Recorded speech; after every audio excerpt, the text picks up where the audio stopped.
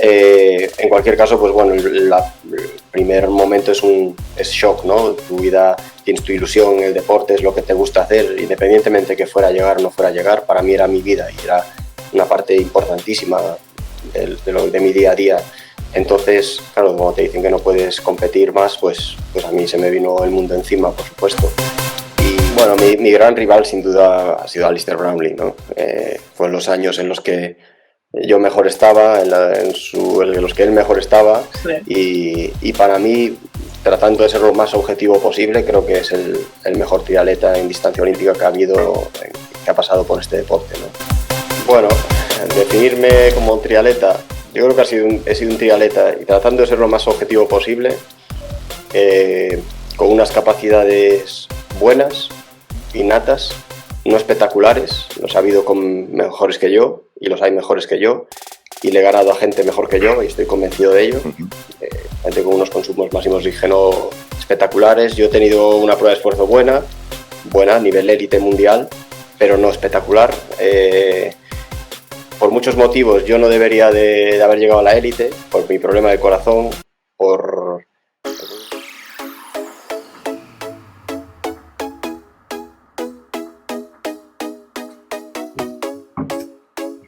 Hoy en Live to Triatlón tenemos el honor de conversar con una leyenda viva del deporte, un nombre que ha marcado generaciones, redefinido los límites del triatlón y elevado el nivel del deporte español a lo más alto.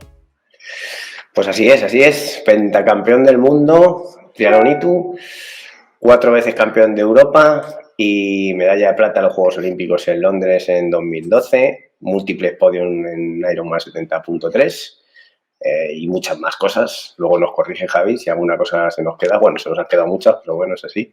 Y una carrera que abarca más de 2 décadas en la élite. Y Javi, pues no solo ha sido un campeón, sino que ha sido un ejemplo para todos en constancia, resiliencia y evolución. Ojo, que también no podemos decir, por ejemplo, que no haya sido campeón del mundo en Hawái, que en cierto modo sí que ha sido en Hawái. Lo que pasa que esta vez fue en Xterra, que ahí muestra un poco toda la polivalencia que ha tenido Javi siempre. Y sí, hace un año más o menos que se retiró. Bueno, todavía seguimos ahí con esta situación y su legado un poquito caliente, siempre se le echa de menos.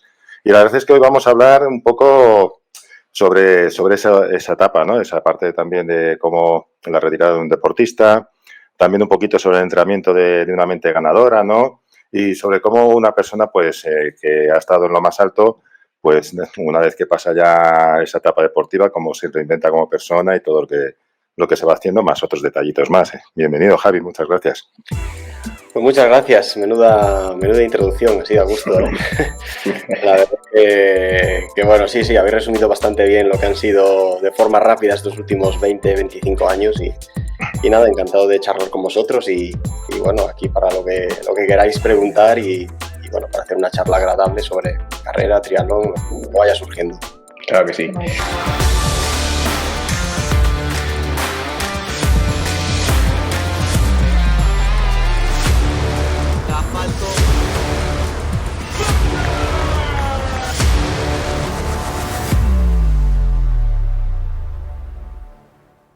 Bueno, pues Javi, yo creo que, bueno, lo primero, enseñar aquí uno de los libros que de hace mucho tiempo, otros a pulso, este de Cristina Zanza, releyéndolo un poquito para la charla de hoy y demás. Yo me preguntaba qué sientes tú cuando vuelves a lo mejor a esas páginas y a esa versión de ti mismo que quedó ahí escrita. Pues con el tiempo y con la retirada me parece toda una locura, ¿no? Lo que hace poco era mi vida lo más normal, ahora te empiezas a dar cuenta que no era tan normal, ¿no? Ya no digo por los éxitos o los triunfos, sino el ritmo de vida que llevaba, de estar viajando continuamente por todo el mundo, bueno, que el entrenamiento y la preparación fuera todo en mi vida, porque toda mi vida giraba en torno a eso, ¿no?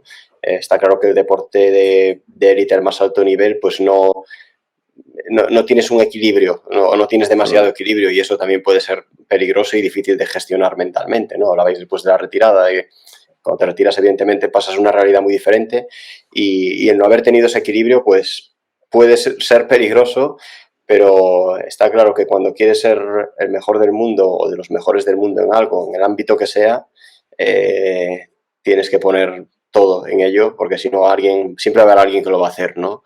Y nunca me he creído tan bueno como para no tener que entrenar demasiado o poder relajarme y seguir siendo el mejor, ¿no? Y siempre lo he conseguido a base de muchísimo trabajo, de mucho esfuerzo, de mucha dedicación, con mis aciertos y mis errores, pero el esfuerzo siempre estaba ahí, porque si no, desde luego no lo iba a conseguir, ¿no? Pero como el que quiere ser un virtuoso del piano y está tocando el piano todo el día, ¿no? No hay mucha más opción cuando quieres hacerlo a ese nivel.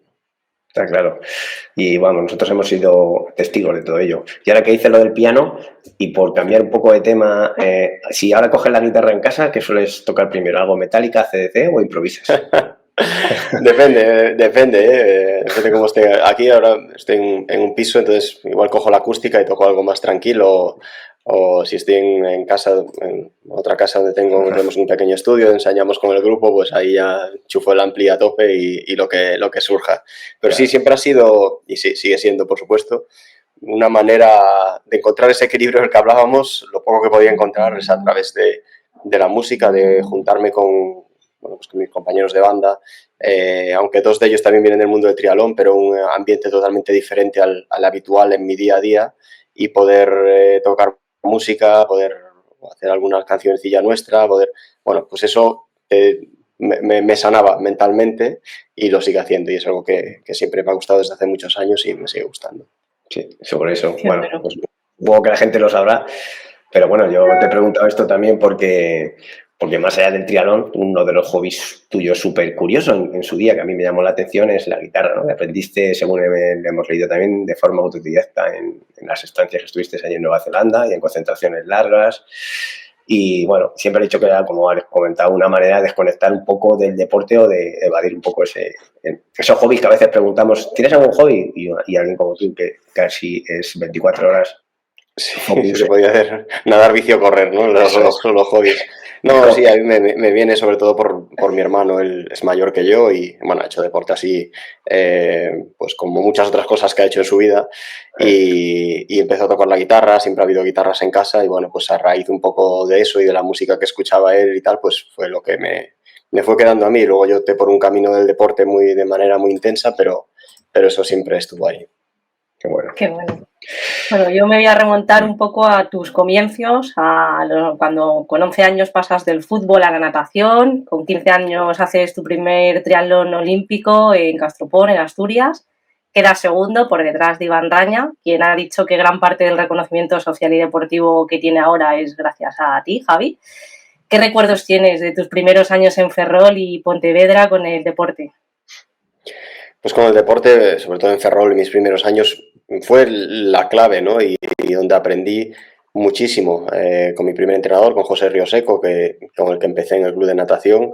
Aprendí prácticamente todo lo que sé, descubrimos el mundo del triatlón juntos, aprendimos a base de errores juntos, y para mí fue una época muy bonita y clave, ¿no? En el momento no te das cuenta de que va a ser algo tan importante, ¿no? Es como cuando hice mi primer triatlón, pues claro. No le di ninguna importancia, ¿no? Lo hice pues por hacer algo. Al final de una temporada de natación me liaron para hacer un triatlón y sin pensarlo demasiado lo hice, ¿no? Y claro, son momentos claves en la vida de uno que con perspectiva a la vez, joder, pues si hubiera dicho que no a lo mejor ese día, pues a lo mejor no me hubiera dado nunca por hacer triatlón, ¿no? Y ese día me dio por hacerlo, y ahí empezó una carrera deportiva. Son cosas que en el momento no te das cuenta, pero que luego te marcan. Pero tengo un recuerdo muy bonito, ¿no? Sobre todo de entrenar en el Club de Natación Ferrol, con los compañeros, las amistades que allí hice, y el aprender a entrenar, ¿no? Para un deporte individual, dentro de que éramos jóvenes y, bueno, pues teníamos los medios que teníamos, pero bueno, fue una época muy importante que me marcó, ¿no? Al final esas edades de la adolescencia marca un poco tu carácter y el entorno con el que te rodeas, pues bueno, te marcan. En un momento yo creo que ni yo ni nadie de mi entorno pensábamos nunca en llegar a grandes cosas en el mundo del deporte, porque simplemente eso no ocurría, ¿no? En el lugar en el que yo vivía, yo no conocía a nadie que hubiera ido a unos Juegos Olímpicos, no conocía a nadie que fuera campeón del mundo. Ir a un campeonato de España era toda una gesta en aquel momento en natación, porque las mínimas eran duras y era difícil conseguirlo. Entonces era algo como muy, muy fuera de nuestro alcance, ¿no? No tenía ese sueño de ser campeón del mundo ni nada de eso. Eso ocurría a gente en Australia y por ahí, ¿no? En Ferrol no, eso no ocurría. Entonces, bueno, pues siempre tuve los pies en el suelo y yo solo me intentaba centrar en mejorar, en progresar y marcarme retos más o menos alcanzables y bueno, pues los resultados fueron llegando y esos retos cada vez fueron más grandes. Pues sí, y hoy en día, bueno, te hemos leído y sabemos, ¿no? Evidentemente, que sigues entrenando con menos intensidad y sin la presión de alto rendimiento, pero cuéntanos un día tuyo a nivel un poco de entrenamiento, cómo es, si tienes algo organizado, depende un poco de las tareas que tengas, pero bueno, por ejemplo, ya sabes que nos gusta saber qué hace alguien. Hoy en día te refieres, ¿no? Sí, hoy en día pues varía mucho, ¿no? Puede ser un día que entrene bastante, casi como si cuando era profesional, otro día que a lo mejor no entrene nada o casi nada, ¿no? Mi plan de entrenamiento es el plan de entrenamiento de mis pupilos, de mis atletas y el deporte que hago y lo que entreno es con ellos habitualmente. Pues intentar ayudarles o corriendo, o en bici, nadando, no, pues estoy fuera del agua y es lo que quizás de los tres el que menos estoy haciendo. Pero bueno, les acompaño en muchas sesiones, en otras estoy fuera, pero bueno, eso me mantiene en forma, sobre todo en sesiones duras y el ponerme como objetivo ayudarles o tirar unas series a mis chicos o a mis chicas, pues ya requiere un nivel alto y me hace tener que estar en forma, ¿no? Y a lo mejor si a estas alturas si tuviera que ir yo solo a hacerlo, pues no me apetecería demasiado, si te digo la verdad. Pero bueno, siendo útil con ellos y ayudándoles, pues es un poco ya te digo, no llevo una planificación porque tampoco estoy preparando nada en específico. Creo que estoy en forma, creo que podía competir a un nivel decente, si tendría que nadar durante un mesecito un poco más, porque si no el agua lo iba a pasar muy mal. Pero en bici corriendo pues más o menos bien y ya te digo, de momento no descarto en un futuro competir en algo, ¿no? Y a lo mejor algo que ni siquiera sea triatlón, algo diferente. Pero ahora entre que estamos estableciendo este nuevo proyecto también con la federación y asentando un poquito después de la retirada, no tengo demasiado deseo de competir. No creo que he competido todo lo que tenía que competir ya y disfruto, pero sigo disfrutando mucho de entrenar, ¿no? De estar con los atletas que entreno, de tratar de ayudarles y de mantenerme en forma y como un modo de vida, ¿no? Yo me he retirado del triatlón a nivel profesional, pero me sigo considerando triatleta y eso lo seré al nivel que sea, ¿no? Mientras lo pueda hacer, pues estaré encantado de hacerlo, de disfrutarlo entrenando. Ya te digo, no tengo la necesidad ahora mismo de ir a una competición porque no tengo demasiadas ganas, pero de entrenar todos los días me gusta sentirme bien, me gusta cuidarme y tratar de estar más o menos en forma. Qué bueno. Dejo a José, pero sobre esto que dices, a veces hemos preguntado a gente como vosotros que dejáis pues la élite y mucha caña y mucho entrenamiento, que si echáis de menos, bueno, ya casi lo has respondido, que si echáis de menos un poco esa forma de vivir, ¿no? De levantarte, de tener que tener esa rutina de ese entrenamiento tan exigente, y si lo echas en menos cuando ves competiciones, porque hay gente que nos ha dicho, no, eso ya pasó, ya no tengo ninguna envidia cuando veo a la gente competir porque sé lo que supone. ¿Tu caso es igual? Mira, la rutina de estar focalizado, entrenando, de comer, dormir, descansar, no es que no tengas más preocupaciones porque las tienes, pero bueno, estás más centrado en eso. Eso sí lo he hecho algo de menos, ¿no? Y me gusta ese tipo de vida ordenada, de estar muy en forma, de sentirte muy bien entrenando, aunque estés cansado, pero sentir que va rápido. Eso sí. La competición, sinceramente, no. Y veo competiciones y en ningún momento pienso, joder, ya me gustaría estar ahí, ¿no? O a lo mejor viene un breve pensamiento de eso y luego pues te acuerdas del estrés que supone el estar ahí, la presión que conlleva, el estar en una línea de salida, los golpes en el agua. Digo, casi estoy bien aquí viendo, porque eso ya lo hice, ¿no? Ya ha pasado mi momento y es momento de disfrutar de otros, de ver cómo otros lo hacen. Mira, Javi, esa faceta de entrenador y vinculación actual al triatlón en sí, bueno, hablaremos un poquito más adelante de ello, pero a mí como entrenador, ¿vale? Y dentro de lo que me toca ahora mismo es, además, porque estuve cerca de un poquito de la situación y yo ya desde primeros de los años 90 ya estaba ahí indagando un poquito en el triatlón y justo hubo un año que fue el 99 donde yo ya me puse en marcha pues eso, entrenando, compitiendo, estudiando a tope con ello. E incluso me pilló este periodo especial y es que me toca ciertas preguntas que indagan en el recuerdo y a veces en alguna cosita, en alguna herida que hay por ahí, y si tienes que esquivarme y regatearme, coges y lo haces sin ningún tipo de problema. Así, vale, claro. Vale. Pero además, la época en la que me pilló a mí en el centro de alto rendimiento haciendo prácticas y ya, pues eso, 100% dentro del mundo del triatlón, a mi nivel, y en cuanto a tema de entrenador y persona en prácticas, estudiante en prácticas, fue ese periodo en el que pues se te quitó la licencia. Ya sé que habrás hablado 1000 veces sobre este tema, te habrán hecho muchas entrevistas sobre ello, ¿no? Pero bueno, era solamente indagar un poquito en esa situación de cómo al final una situación que incluso te lleva a tener que competir un poco, entre comillas, y perdón la expresión, como prófugo por ahí en algunos fuera, luchar por recuperar tu licencia, cómo una persona consigue, sobre todo a ese nivel, ¿no? Porque si es en nosotros, que pasa a veces, ¿no? Que un médico nos dice, oye, no puedes volver a correr, y bueno, pues estás ahí y tal, pero en aquel momento que es tu vida, cómo una persona consigue salir adelante, seguir luchando por ello, incluso como comentabas en tu libro que hubo un momento que incluso pensaste en dejarlo, ¿cómo sobrepasas tú esta situación? ¿Cómo una persona puede, situaciones así difíciles, para que un poquito, pues sí, siempre nos gusta mirar el alto rendimiento y cómo superan situaciones pues eso, complicadas y que nosotros no llegamos a verlas, porque nosotros solamente, a la gente solamente ve, oye, pues es que no estás rindiendo, oye, es que no te consigues los resultados. No, detrás hay una vida y fue una parte de tu vida bastante, que yo la viví en el centro de alto rendimiento con miles de comentarios, cuando estaba allí, que era la etapa de transición de la dirección técnica de Andreu Alfonso, después de Dudu, todo ese periodo entre el 99 y el 2003, ¿no? Hacia ya las siguientes Olimpiadas del 2004. Un poquito, ¿cómo consigues coger fuerzas y decir, yo tengo que lucharlo, esto no es realmente lo que es, y sacarlo adelante? Pues fue un periodo muy complicado, como te imaginas, ¿no? Y más cuando esto te ocurre con 17, 18 años, ¿no? El primer control médico en el que se me detecta una anomalía en el corazón y bueno, pues la primera medida por parte del Consejo Superior de Deportes es, bueno, no quitarme la licencia, porque en ese momento tenía licencia, pero prohibirme competir formando parte del equipo nacional. Lo cual era una situación absurda, porque si realmente mi salud corría peligro, no tenía sentido que me dejasen competir en España y no me dejasen competir fuera, ¿no? Pero bueno, en cualquier caso, pues bueno, el primer momento es shock, ¿no? Tu vida, tienes tu ilusión en el deporte, es lo que te gusta hacer, independientemente que fuera a llegar o no fuera a llegar, para mí era mi vida y era una parte importantísima de mi día a día. Entonces, claro, cuando te dicen que no puedes competir más, pues a mí se me vino el mundo encima, por supuesto. Y la idea de buscar otras opiniones no era por tratar de rebatir la opinión del Consejo Superior de Deportes. En un principio era, bueno, vale, me he hecho un control en Madrid, me han dicho que no puedo hacer triatlón, me voy a mi casa, tendré que, por mi salud, por mi futuro, tendré que informarme más, tendré que tener un médico que me siga aquí y que me digan qué es lo que puedo hacer y qué es lo que no puedo hacer.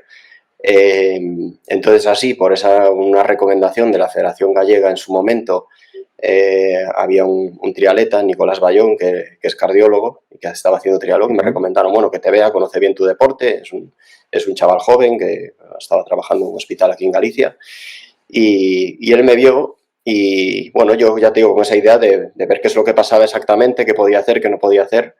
Y bueno, su opinión fue muy clara, ¿no? Que en vista del estudio que me había hecho no encontraba ningún motivo por el que yo no pudiera hacer triatlón, al menos a corto plazo. Y digamos que la dolencia, por así decirlo, que tenía era algo que podría evolucionar y con el tiempo, pues a lo mejor mi carrera deportiva no iba a ser tan larga como podría ser la de otros. Y en cualquier caso, él se comprometió, él me daba, y hasta el último día de que me retiré siempre ha sido así, durante 6 meses me daba el visto bueno para seguir compitiendo. Me evaluaba, todo está igual, todo está como siempre, puede seguir. Yo, claro, no sabía si iba a ser 6 meses o 1 año o 3 o 20, ¿no? Entonces, que he visto a toro pasado es algo que también me hizo tener siempre los pies en el suelo, ¿no? Incluso cuando empecé a triunfar y empezó a ir todo bien, dije, bueno, esto se puede acabar mañana, o sea, que tampoco te flipes, que aquí no sabemos cómo va a ir esto, ¿no? Entonces, bueno, él tenía esa opinión muy clara, entonces, bueno, a mí me cambia un poco los parámetros, lo que yo ya tenía en la cabeza de que se ha acabado el triatlón, es, bueno, pues a lo mejor no lo están así, ¿no? Él mismo me recomendó a un cardiólogo muy, muy potente, muy importante a nivel europeo en Londres, el doctor William McKenna. Conseguí una cita con él, fui a Londres, él me vio, me hizo sus estudios correspondientes con su equipo y bueno, tenía una opinión pues como la del doctor Bayón aquí en Galicia. Entonces, bueno, pues fue un respaldo importante para mí para en ese momento tratar de luchar por mi derecho a competir, ¿no? Para mí lo más importante, evidentemente, era mi salud, y una vez que tuve claro que mi salud no corría peligro por practicar este deporte, es cuando empecé a luchar y empezó toda la batalla con el Consejo Superior de Deportes, con la Federación, etcétera, para conseguir mi licencia, ¿no? Y esto fue un proceso largo, complicado, con muchos malos momentos, con muchas situaciones pues bastante rocambolescas incluso, y que pusieron a prueba mi resistencia mental. Y incluso cuando lo pienso ahora digo, joder, pues claro, yo estaba entrenando igual con la misma ilusión, no competía a nivel internacional, llegó un momento que tampoco me dejaron competir a nivel nacional. Bueno, se me persiguió por carreras populares, que podía competir cualquiera, menos yo parece ser, porque intentaron que no lo hiciera. Y bueno, pues fue una situación muy tensa, muy estresante. Me perdí varios años de carrera deportiva, sobre todo en época junior. Pero bueno, pues como casi todos los problemas difíciles y momentos duros de la vida, si los consigues superar, sueles sacar algo positivo y vuelves más fuerte, ¿no? Yo creo que el haber pasado por ese proceso me marcó mucho, ¿no? A la hora de estar luego en una línea de salida y simplemente apreciar el hecho de estar allí, de poder competir, me quitaba mucha presión, ¿no? Decía, bueno, ahora solo tengo que competir. Eso, bueno, pues me irá mejor o peor, pero es algo que está en mi mano, está en mi control, y he estado años luchando por esto, pues lo voy a hacer, lo voy a disfrutar, ¿no? Y eso pues creo que me sirvió durante el resto de mi carrera deportiva para tener otra perspectiva, no ponerme tan nervioso, estar más tranquilo y más agradecido de poder estar haciendo lo que hacía, ¿no? Así, muy resumido, porque eso fue un proceso de años, sí, ya te digo. Sí, me acuerdo, porque además lo viví allí un poquito en el centro de alto rendimiento. Y, ostras, es que esto me lleva a una cosa, y perdona que lo pregunte así, ¿no? ¿Tú has tenido durante todo ese tiempo de tu carrera deportiva, incluso ahora, ¿vale? ese run de yo tengo esta situación a nivel cardíaco? ¿O ya lo vives con ello y no sabes que realmente, bueno, pues no pasa nada, estás ahí controlado, vas bien?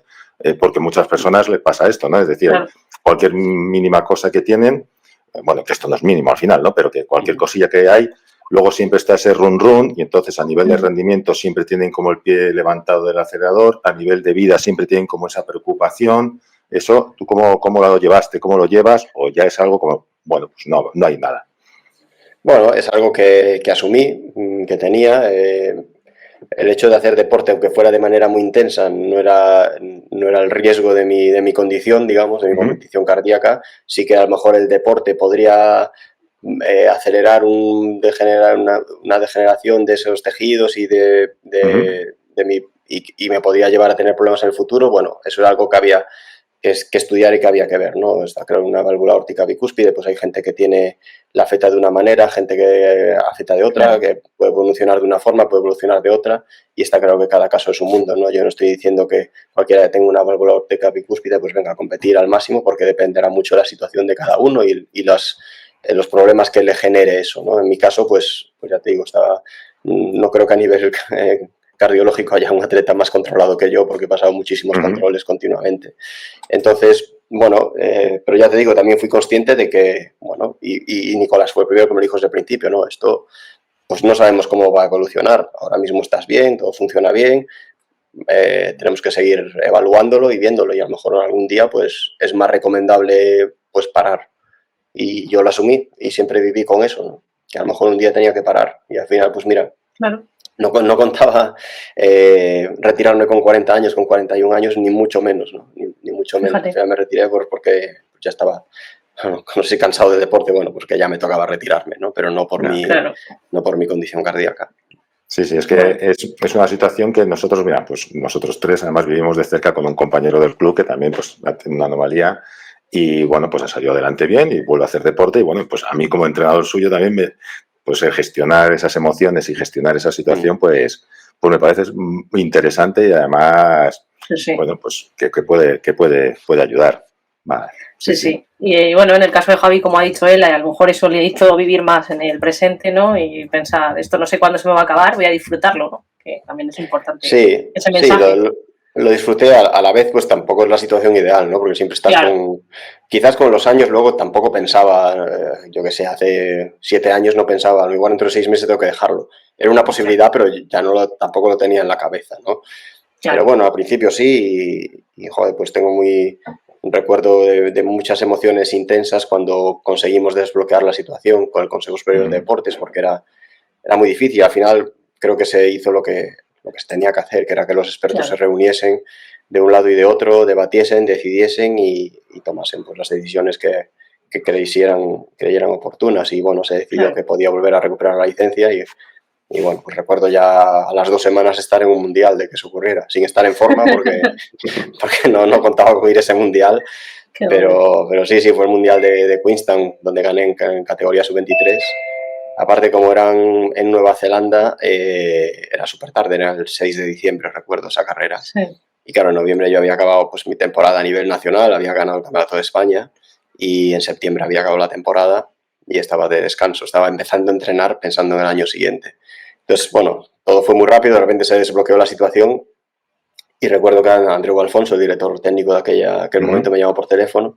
Me dijo, bueno, tu nueva situación cumple los criterios, has ganado el Campeonato de España, te clasificarías para el Mundial Sub-23. Pero también me dijo, pero bueno, ten en cuenta que es un viaje muy caro, el Nueva Zelanda está muy lejos y si no estás en forma, pues bueno, tampoco, a lo mejor no debes de ir, ¿no? Le dije, hombre, muy en forma no estoy, pero si me lo he ganado voy a ir y yo creo que lo puedo hacer bien y voy a pelearlo. Y nada, fui allí, pues eso, a contrapronóstico y al final todavía no sé cómo conseguir ganar la carrera porque es cierto que no estaba muy en forma, pero no sé si la ilusión de volver a competir y bueno, lo que pude hacer esas 2 semanas de entrenamiento, pues me sirvió para ganarlo. Qué bueno, qué bueno. Y bueno, durante más de 2 décadas, Javi, rendiste al más alto nivel. Estar en la cima durante tantos años no solo exige físicamente, sino también expone emocionalmente, medios, expectativas, comparaciones. ¿Cómo manejabas tú esa presión mediática constante y cómo evitabas que te afectara a tu rendimiento o a tu motivación? Pues sinceramente, o sea, nadie te enseña a lidiar con eso y es algo que vas aprendiendo a base de golpes, ¿no? Pues cuando siempre te van a criticar, la gente te va a poner en valor, te va a criticar, pero bueno, no sé, yo creo que por la experiencia, ¿no? Sí que ha habido momentos duros, para mí un momento muy duro fue el 4.º puesto de Pekín, fue un año muy difícil, llevaba con una lesión importante con la que posiblemente no debía haber competido, pero bueno, evidentemente en unos juegos competí y al final casi sale bien porque casi hago medalla, pero no salió bien, hice 4.º, venía de ganar muchas carreras, pues se me criticó muchísimo y en ese momento pues me afectó bastante, ¿no? Pasé un año complicado después, aparte que tardé unos 6 meses en volver a correr después de esa carrera, 6 o 7 meses en volver a correr, ¿no? Una lesión grave en tendón de Aquiles y el calcáneo y que pude haber acabado con mi carrera deportiva, pero bueno, la conseguí recuperar bastante bien y bueno, pues son momentos duros y luego pues bueno, la presión, ¿no? Eso es parte del trabajo, ¿no? Va con el sueldo, como quien dice, ¿no? Tienes que lidiar con ella y una vez que ganas carreras, pues la siguiente eres favorito y tienes que seguir demostrando, ¿no?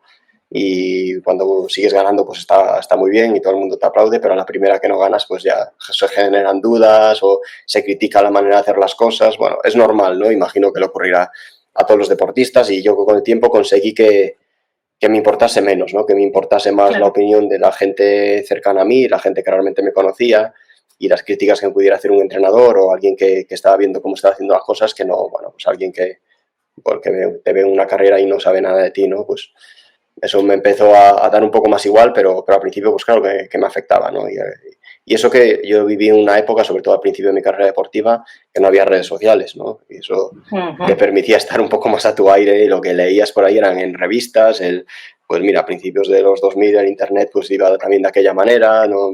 Bueno, había menos información y menos ruido, ¿no? Tú te centrabas a entrenar y en la carrera se veía el que iba más rápido, el que ganaba y ya está, y no había mucho más, ¿no? Ahora parece que hay que saber lo que entrena todo el mundo, el contenido de redes sociales, bueno, pues toda esta parte más extradeportiva que yo pues lo viví más hacia el final de mi carrera deportiva, pero en momentos importantes y me alegro de que haya sido así, sinceramente, pues no tenía tanto ruido del exterior como puedan tener algunos atletas ahora, ¿no?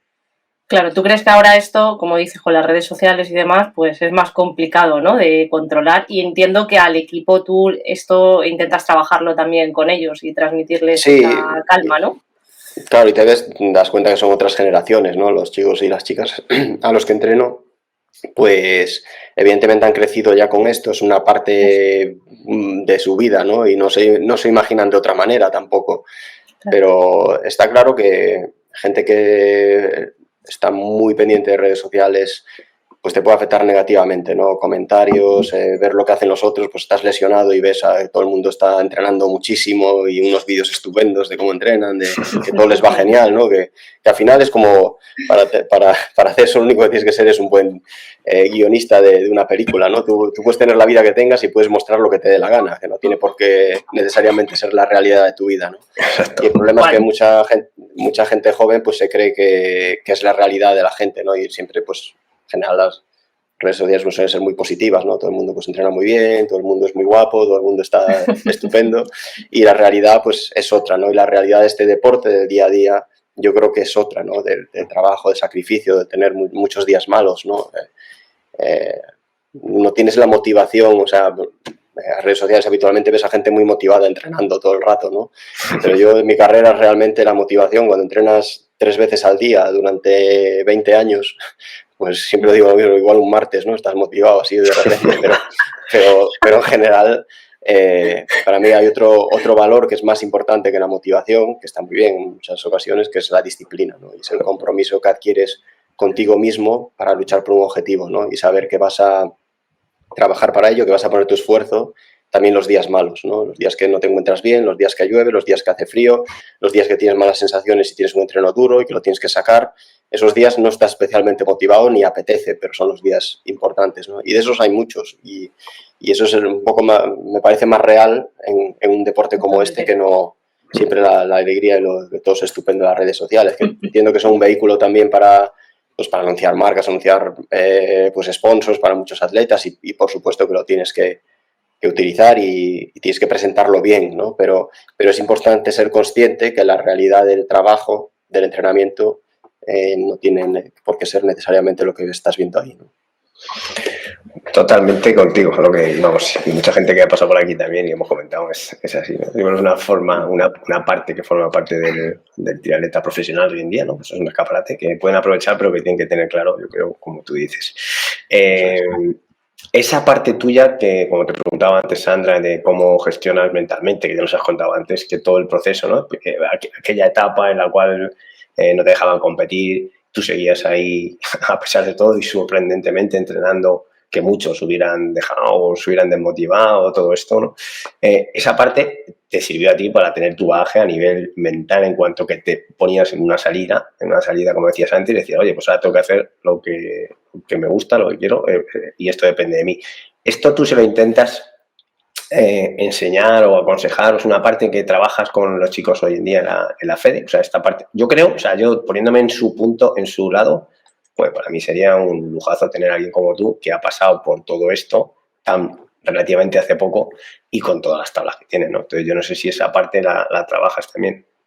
Sí, trato de trabajarla y de enseñarles este oficio, ¿no? Evidentemente, pues tenemos un plan de entreno, un método de entrenamiento que es tan válido como el de muchos otros entrenadores, no me creo ni mucho menos mejor que nadie, pero creo que entiendan la cultura del trabajo, del esfuerzo, del sacrificio, del cuidarse, todo lo que hay alrededor del entrenamiento, de saber descansar bien, saber cómo te tienes que alimentar, también en función de las sesiones que haces y del entrenamiento que estás llevando a cabo, el estar tranquilo, olvidarte un poquito del ruido de fuera, de redes sociales, de tal, y buscar cosas un poco más reales de tus relaciones, de tus amistades. Pues bueno, y sí, intentas inculcar un poquito todo eso y la manera de trabajar, ¿no? Y ves que, bueno, pues vienen con unos hábitos adquiridos que a veces son difíciles de cambiar y ya te digo que son generaciones diferentes a las nuestras también y lo entiendo perfectamente, pero bueno, pues tratas de, no solamente desde el punto de vista técnico del entrenamiento, que es importante tener un buen plan, por supuesto, pero también, bueno, pues con el conocimiento que me da el haber estado en el circuito mundial durante tantos años, pues me puedo anticipar un poco a muchas cosas que se van encontrando, ¿no? Sobre todo los atletas del grupo que están despuntando un poco más, empezando a correr en World Series, pues bueno, he pasado por ahí, he estado ahí muchas veces y sé lo que significan esas carreras y lo que puede sentir el atleta cuando va a las primeras y no sentirte que no, bueno, que como que estás fuera de lugar, que de repente estás corriendo a tus ídolos o la gente a la que sigues y te crees el síndrome este del impostor, ¿no? Que no mereces estar ahí y tal. Entonces, bueno, pues yo eso como también lo he vivido y bueno, pues intentas ayudarles a gestionar esas emociones y a que, bueno, pues estén tranquilos y disfruten también de lo que hacen, ¿no? Me parece muy importante. Oye, aportando tú esto, en tu época, ¿echabas eso de menos de la gente que estaba a tu alrededor en cuanto a, pues eso, técnicos, entrenadores? Esa parte también os la enfocaban como tú estás enfocando con ellos. ¿Crees que puede ser de otra manera? Bueno, yo en mi caso pues no tenía mucho apoyo en ese sentido, ¿no? A nivel mental pues siempre me lo he ido comiendo yo solo, para bien o para mal. Y ya te digo, al haber pasado por esa situación tan dura, que a punto estuvo de dejarme fuera, no me dejó fuera, pero creo que me reforzó mucho mentalmente para afrontar luego otras situaciones complicadas, ¿no? Ya más comunes de un atleta, lesiones, problemas, momentos que no estás rindiendo como te gustaría y no encuentras el motivo. Eso me ayudó a canalizarlo mejor, el haber vivido pues, un momento tan complicado como viví antes. Entonces, mi caso en ese sentido es un poco más particular, pero no tenía un equipo alrededor. Pues, ya te digo, con José al principio, mi entrenador, que me conocía muchísimo, un gran entrenador de natación, pero se embarcó en esta aventura del triatlón conmigo, ¿no? Entonces, entre los dos íbamos un poco ensayo-error, lo que íbamos leyendo, lo que íbamos viendo, cómo no me sentía, y José, que la verdad tiene una mano espectacular con los atletas y conoce muy bien las sensaciones del atleta, y eso fue súper importante. Luego los entrenadores que tuve, pues también todos aportaron y bueno, fuimos, pero bueno, ya te digo, una época en la que triatlón pues era no es que no se supiera cómo entrenar, pero sí que había todavía más experimentación. Hoy en día la sigue habiendo porque cada uno entrena de la manera que cree conveniente, pero de aquella pues estábamos mucho más verdes y sobre todo nosotros aquí en Galicia, pues no, ya te digo, no conocía hasta que apareció Iván Raña, que para mí pues, también fue una figura clave y nos abrió el cielo a todos y ostras, que hay uno aquí de Ordes que es capaz de estar con los buenos, ¿no? Peleando y además era muy joven. Pues yo tuve la suerte de poder entrenar con él, hacer concentraciones, ir a su casa. Él vino a mi casa cuando él tenía 21, 22 años y fue campeón del mundo en Cancún. Y yo pues tenía 18, 19, pues todo ese aprendizaje, vamos, ya te digo, a lo mejor desde el punto de vista técnico no entrenábamos lo más adecuado posiblemente, ¿no? Y tendíamos a entrenar de más, también te lo digo. Y también te digo que entrené mucho con 18 años y no me he quemado, ¿no? Porque ahora parece que hay un miedo a que la gente joven entrene, que todo el mundo se va a quemar y, bueno, y luego ves a Pogačar ganando el Tour con 21. Entonces, pero bueno, ya te digo, hacíamos las cosas un poco a veces a lo loco, pero las ganas y la pasión que le poníamos, el saltar la valla de la pista en Santiago un domingo por la tarde, que ya era de noche, para ir a hacer series y que a veces el de seguridad nos veía y nos dejaba porque yo creo que le dábamos pena, pues esas ganas que teníamos, pues no sabíamos, a lo mejor no era lo adecuado y a lo mejor pues ya en semana habíamos entrenado mucho y no hacía falta, pero lo hacíamos igual y nos sentíamos bien haciéndolo, ¿no? Entonces eso nos endureció, por así decirlo, ¿no? Y a veces es lo que se echa un poco de menos ahora, ¿no? Y ahora pues hay mucho más conocimiento para hacer las cosas mucho mejor, pero creo que las ganas tienen que seguir estando ahí por parte del atleta y la pasión, ¿no? Es importante mezclar esa parte científica, ¿no? con la pasión, ¿no? Y con lo que gusta, ¿no? Sería guay. Hay otro tema que queríamos comentar un poco sobre el tema de lesiones y el tema mental, que te ha ayudado mucho a superar todo eso tú solo. Yo recuerdo además, no gratamente, desde luego tú mucho menos, en 2016 cuando sufriste aquella lesión de codo que te apartó de los Juegos de Río. Justo además yo creo que, vamos, todos estábamos a tope contigo en cuanto a que estabas en plena forma, con todas las miradas puestas en ti. Otro bache más en cuanto a superar. Claro, has estado 20 años en la máxima competición en élite, pues has pasado por muchos momentos buenos, que ahora hablamos también, pero yo creo que fue otro también un poco jodido, ¿no? ¿Cómo gestionaste eso? ¿Cómo lo viviste? Ese fue muy complicado. O sea que ya era maduro y ya estaba acostumbrado a muchos reveses, pero ese dolió especialmente porque creo que Río habría sido una muy buena oportunidad para ganar el oro olímpico que no tenía, por el circuito que era, por el momento de mi madurez deportiva, había ganado el año anterior la prueba test allí y me iba muy bien ese circuito, por el tipo de carrera que se iba a plantear, que al final pues fue como se preveía, ¿no? Una escapada con 8-10, con los Brownlee a muerte desde el principio, pero a diferencia de Londres, y esto lo ha reconocido Alistair en muchas ocasiones. Alistair no estaba al nivel que estaba en Londres corriendo, ¿no? También había tenido problemas, había tenido lesiones, entonces yo creo que era una carrera más asequible, entre comillas, ¿no? Pero bueno, el primer paso para ganar unos juegos es que hay que estar y yo no estuve, ¿no? Entonces no tiene ningún sentido darle vueltas, pero por eso me fastidió, ¿no? Porque creo que habría sido una buena oportunidad y bueno, pues fue una caída en subida muy despacio, que bueno, se me atascó el cambio, aún no sé muy bien lo que pasó en la rueda de atrás y me caí por encima de la bici a 14 por hora, literalmente. Yeah. Y no me hice ni un rasguño, pero bueno, caí encima del brazo, en mala posición, con el cuerpo encima y me fracturé la cabeza del radio, ¿no? Entonces, bueno, pues sí, estuve 2 días fastidiado, pero en un momento dices, bueno, yo ahora puedo seguir estando fastidiado indefinidamente, pero esto no va a cambiar nada, ¿no? Entonces, bueno, fue, ya te digo, complicado, pero pues seguí hacia adelante, sabía que mi carrera tampoco acababa ahí, aunque sí una muy buena oportunidad de hacer algo bueno en los Juegos Olímpicos, pues aquí ya tenía la medalla de Londres, pero bueno, pues te toca lidiar con ello, ¿no? Pues una desgracia y ya está, poco más, ¿no? Por una parte, no te sientes tan culpable como en Pekín, por ejemplo, que sí que llegué a una lesión, yo creo, porque entrené de más, por sobreuso y una fractura por estrés que fue mal diagnosticada al principio, se confundió con una tendinitis aquilea y, bueno, cerca de la inserción, y al final el problema que tenía era en el hueso y eso pues hizo que todo fuera mucho más lento. Bueno, y eso sí que fue, yo creo que pues esa temporada en 2008 estaba muy, muy fuerte. En marzo, en abril estaba ganando todas las copas del mundo. Y claro, eres joven, siempre piensas que puedes ir a más, que vas a seguir mejorando, vas a seguir progresando.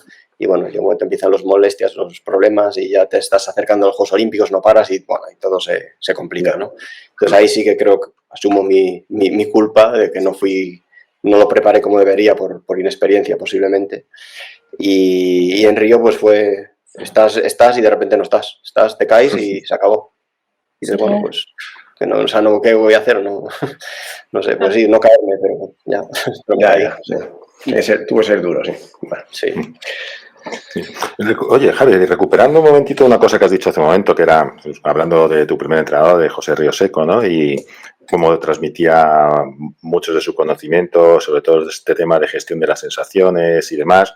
Aquí en el podcast hemos tenido algunos capítulos sobre elección de entrenador, cambios de entrenador.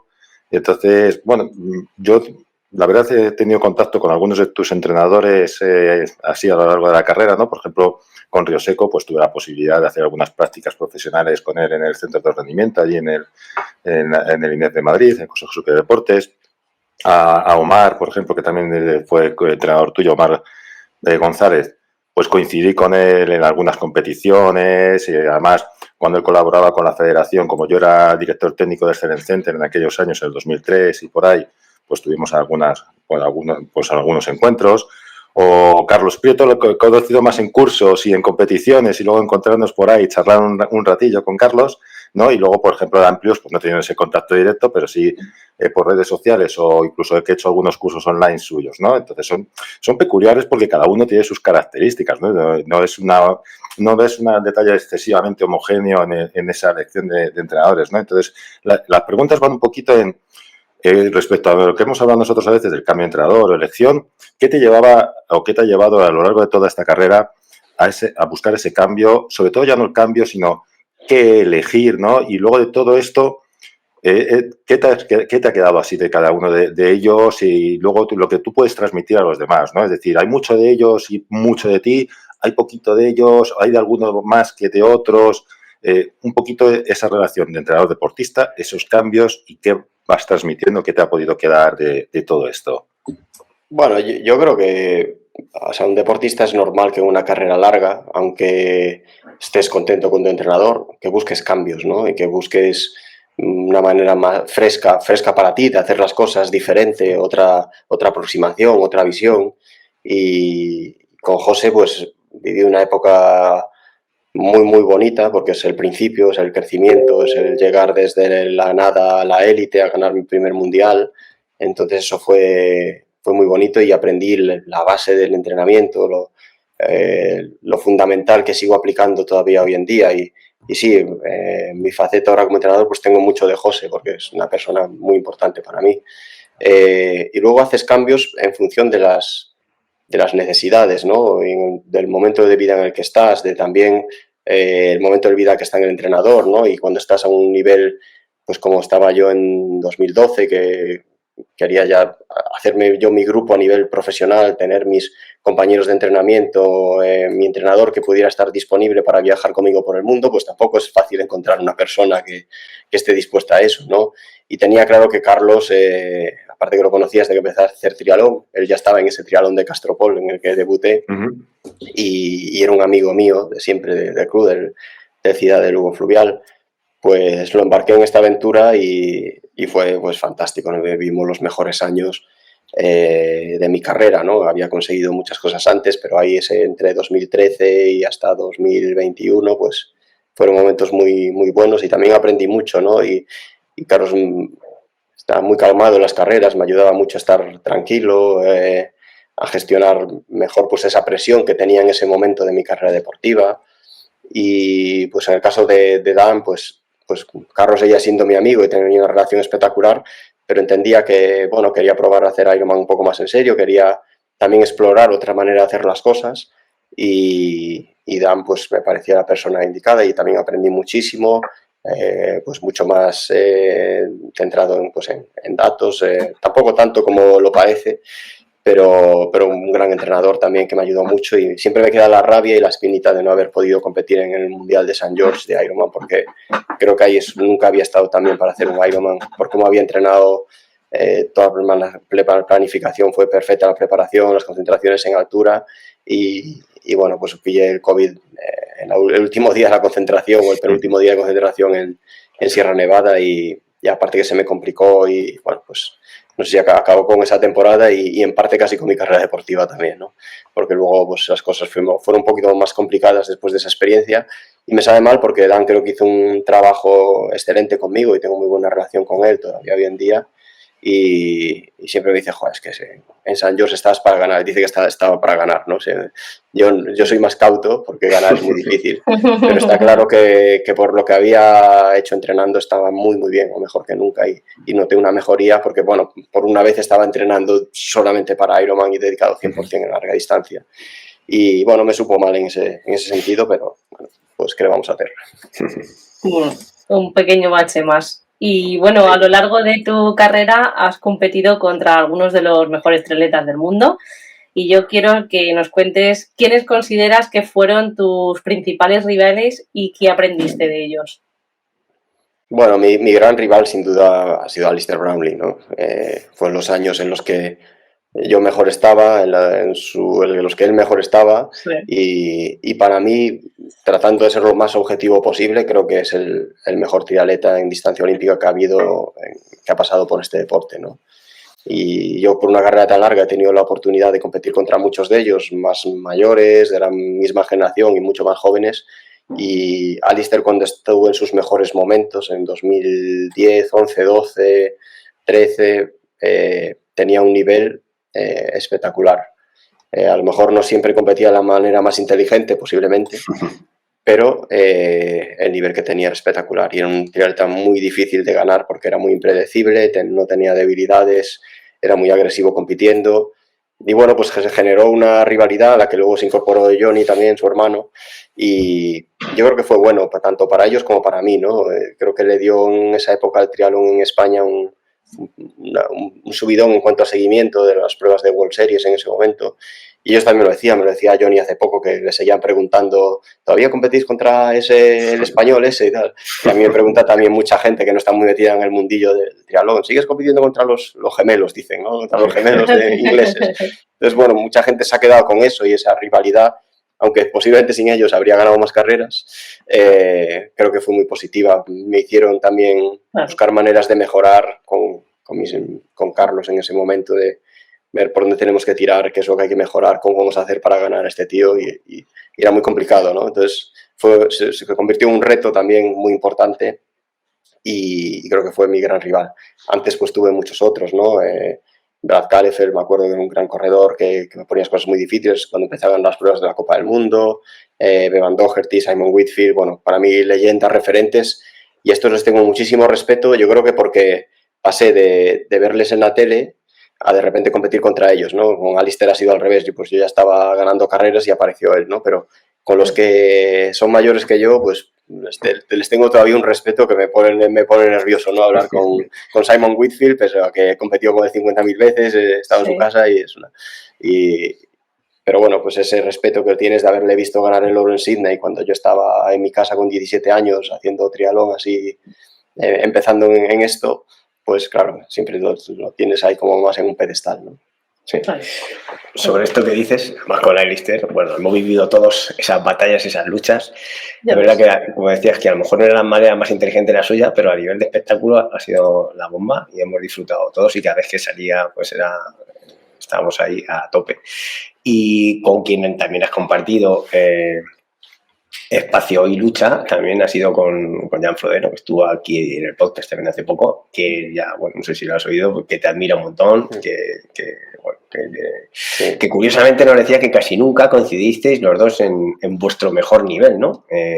¿Cómo vivisteis esa época? Es cierto que en larga distancia coincidimos poco, ¿no? Coincidimos en el Mundial 2014, 73, pero bueno, yo realmente hacía corta, pero fui a ese Mundial y él es el primer año que se había pasado de la corta a la larga, y yo gané ese Mundial y hizo segundo, luego en algún Mundial 73 en Sudáfrica que ganó él, y yo hice tercero, y poco más, ¿no? Sí que en distancia olímpica desde 2006 hasta 2012 coincidimos mucho, aunque Jan estuvo en muchos podiums, pero bueno, no era Alistair en el sentido de que mis principales batallas eran con Alistair, ¿no? Jan luego sí que se adaptó muy bien a larga distancia y se convirtió pues, en el mejor triatleta, yo creo, de la historia en larga distancia. Pero sí, con Jan compartíamos equipo en Francia, también en Sartrouville en 2007, en 2008 también, y bueno, coincidimos en Sudáfrica, él entrenaba mucho en Stellenbosch, de hecho, bueno, él creció allí y iba mucho de concentración, y coincidí con él y es un tipo muy, muy inteligente, muy educado, que a veces parece como, visto desde fuera, como una estrella, ¿no? Y tiene ese aura de Jan Frodeno, pero es un tipo que sabe estar, que sabe tratar con la gente, respetuoso, y conmigo siempre ha sido, bueno, pues muy, muy buen rival, muy buen compañero, y bueno, pues hablo con él de vez en cuando, un mensaje, y es un tipo, bueno, que a mí me cae muy bien. Ya te digo, él hablaba también de ti maravillas. Sobre esto de la rivalidad, que es otra cosa que nos comentaba él, yo creo que, bueno, y tú lo has dicho ahora, antes, esa rivalidad con algunos de tus competidores, como los hermanos, supongo que ayudó a subir ese nivel de triatlón también español, internacional, contigo y con la gente con la que prueban. O sea, toda esta rivalidad, a veces comparándolo con lo que puede pasar hoy en día, ¿no? Que a lo mejor no hay esa diferencia entre los que están tan arriba o hay una persona que domina sobre todos los demás, no le ayuda a mejorar, ¿no? En tu caso fue así, sobre todo con Alistair. Sí, que esa rivalidad está claro que nos hizo mejorar tanto a ellos como a mí, y creo que tuvimos un nivel, siempre hay la eterna pregunta si se va más rápido ahora o si se iba antes, y eso, bueno, cada generación compites contra los que te toca tu generación, ¿no? No tiene sentido analizar mucho más allá, pero está claro que hoy en día, bueno, yo sí veo en chicos a Hayden Wilde y a Alex Gigo un punto más que los demás, pero bueno, es cierto que está muy abierto y hay mucha gente muy buena, pero también la había en mi época, ¿no? Y bueno, yo creo que esa rivalidad a mí me hizo pues ir más rápido en todo, ¿no? Yo mis mejores momentos, y eso es medible, ¿no? Se puede medir lo que hacen los atletas de hoy en día con los que hacíamos antes. Yo tengo 15:42 en 1500 y corríamos un 10.000 sin carbono en 29:10 después de la bici, ¿no? Y en la bici, pues Alistair ha hecho concentraciones con el Sky y hacer test entre los 4 primeros del equipo, ¿no? Esos son datos reales. Entonces, hoy en día también se va rápido, pero aquella también se iba deprisa, ¿no? Y ese nivel que alcanzamos por esa rivalidad y por el tipo de atletas que éramos, pues yo estoy muy orgulloso de todo eso que conseguimos y más que de los títulos y de haber ganado más o menos del nivel al que conseguí llegar a estar. Los entrenamientos que hice, eso queda siempre en el anonimato, pero para mí, entrenamientos que hice, decir, joder, pues, nunca pensé que fuera a ser capaz de hacer esto, ¿no? Luego está claro que si no lo plasmas en competición no vale para nada, pero sí que fui capaz de plasmarlo en muchas competiciones y eso es lo que me llevó a conseguir muchas victorias, claro. Totalmente. Ya. Hablas de, pues eso, ¿no? De diferentes épocas, ¿no? De Simon Wilfield, Alistair, Frodeno, acabas de comentar, pues eso, también el ir rápido, pero lo que realmente se iba rápido en tu época era un gran volumen de viajes de un lado para otro, un no parar, sobre todo en todo lo que era en aquel momento cómo se tenía que ir puntuando, ¿no? para lo que era el campeonato del mundo de aquel entonces, de cómo eran pues en qué formato estaba, ¿no? Y claro, eso al final también requiere sacrificios. Tú has hablado antes de la disciplina de, pues eso, levantarte, descansar en condiciones, entrenar, comer, tener un orden. Sí, ves un orden que parece que suena muy bonito. Para el que lo hace y le gusta, pues parece bonito, pero al final también tiene unos sacrificios de vida oye, que en cierto modo durante un periodo de tiempo pues van dejando huellas. De estos sacrificios que tiene un deportista de alto rendimiento, ¿hay alguno en concreto, algunos que más han pesado en ti que dices, mira, sí, vosotros creéis que esto es muy bonito, pero también hay una parte que dices, ostras, es que me gustaría también poder disfrutar de este tipo de cosas, o hay cosas que me he perdido y voy a aprovechar ahora que ya me he retirado? ¿Qué sacrificios así son los que pueden pesar más en una persona de alto rendimiento que tiene ese ritmo de vida? Bueno, sobre todo estar lejos de tu gente, yo creo, y de tus amigos, ¿no? Porque el resto, yo no echaba de menos pues el llevar otro tipo de vida, ¿no? El salir por la noche o el llevar otro tipo de... Eso tampoco me atraía demasiado y para mí era...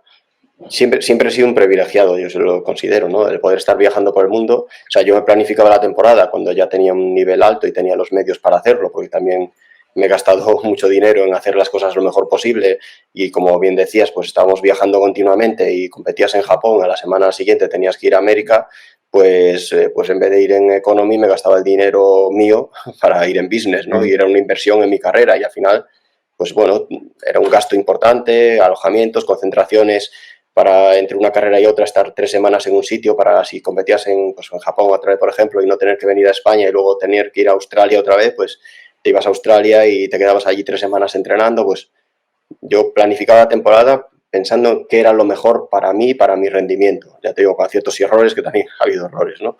Pero a mí eso no me costaba. Para mí iba con gente, con amigos.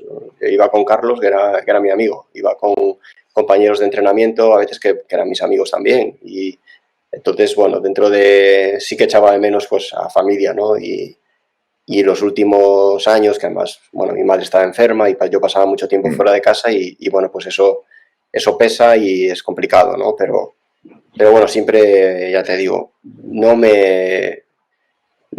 tenía muchas otras inquietudes más que querer hacer esto al 100%, ¿no? O sea, sí que tenía inquietudes, pero no me compensaba lo que hacía y era lo que me gustaba hacer. Entonces, bueno, pues creo que renuncias a cosas, pero para mí no, o sea, valía la pena de sobra lo que hacía.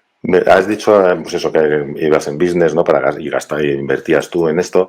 Yo hay una cosa vista desde fuera de todos estos años, ¿no? De cuando yo estaba pues, observando todo el tema del triatlón, que creo, y si me equivoco me comentas, que aunque en aquel momento no había redes sociales, que ahora es distinto, ¿no? Y entonces buscan a nivel de patrocinios o a nivel de, bueno, de poder gestionar todo estos gastos y toda la forma de vida, que creo que podrías dar bastantes lecciones a la gente que tienes de ser empresario de tu propio rendimiento, de tu propia temporada en sí. Es decir, yo creo que visto desde fuera en aquel momento, yo te consideraba como un gran empresario, ¿vale?, de lo que es el deporte de alto rendimiento. Es decir, ser capaz de sacar adelante patrocinios en condiciones, que ahora mismo la gente lo tiene bastante complicado, ser capaz de gestionar todo eso y poder ir avanzando y que no pasase como otros deportistas que terminan su carrera y realmente se quedan sin nada, ¿no? Entonces, yo creo que ¿estoy en lo cierto o no? Ha sido una gran parte importante de tener cabeza de poder gestionar todo eso. Yo de decir, oye, que sí, que estoy aquí, pero también tengo que gestionar esta parte, aunque en aquel momento no se veía como se puede ver ahora en temas de redes sociales. Sí, está claro. Y es algo que ocurrió progresivamente. Al principio, pues no, pero cuando ya tenía un nivel y una capacidad para poder hacer las cosas como yo quería, yo siempre lo he entendido y también se lo transmito a mis atletas, ¿no? Vosotros sois el centro, el atleta es el que sale ahí, el que da el callo, cuando está compitiendo es el que está solo y es el que tiene que rendir. Luego hay una serie de gente alrededor que le ayuda más o menos en lo que puede, ¿no? Entonces yo siempre me creí como el CEO de mi propia empresa, ¿no? Una pequeña empresa, pero yo entendía que necesitaba pues rodearme de gente que me pudiese ayudar en diferentes campos, ¿no? Un buen entrenador, un buen manager, un buen fisio, un médico en caso de que lo necesitase, nutricionista.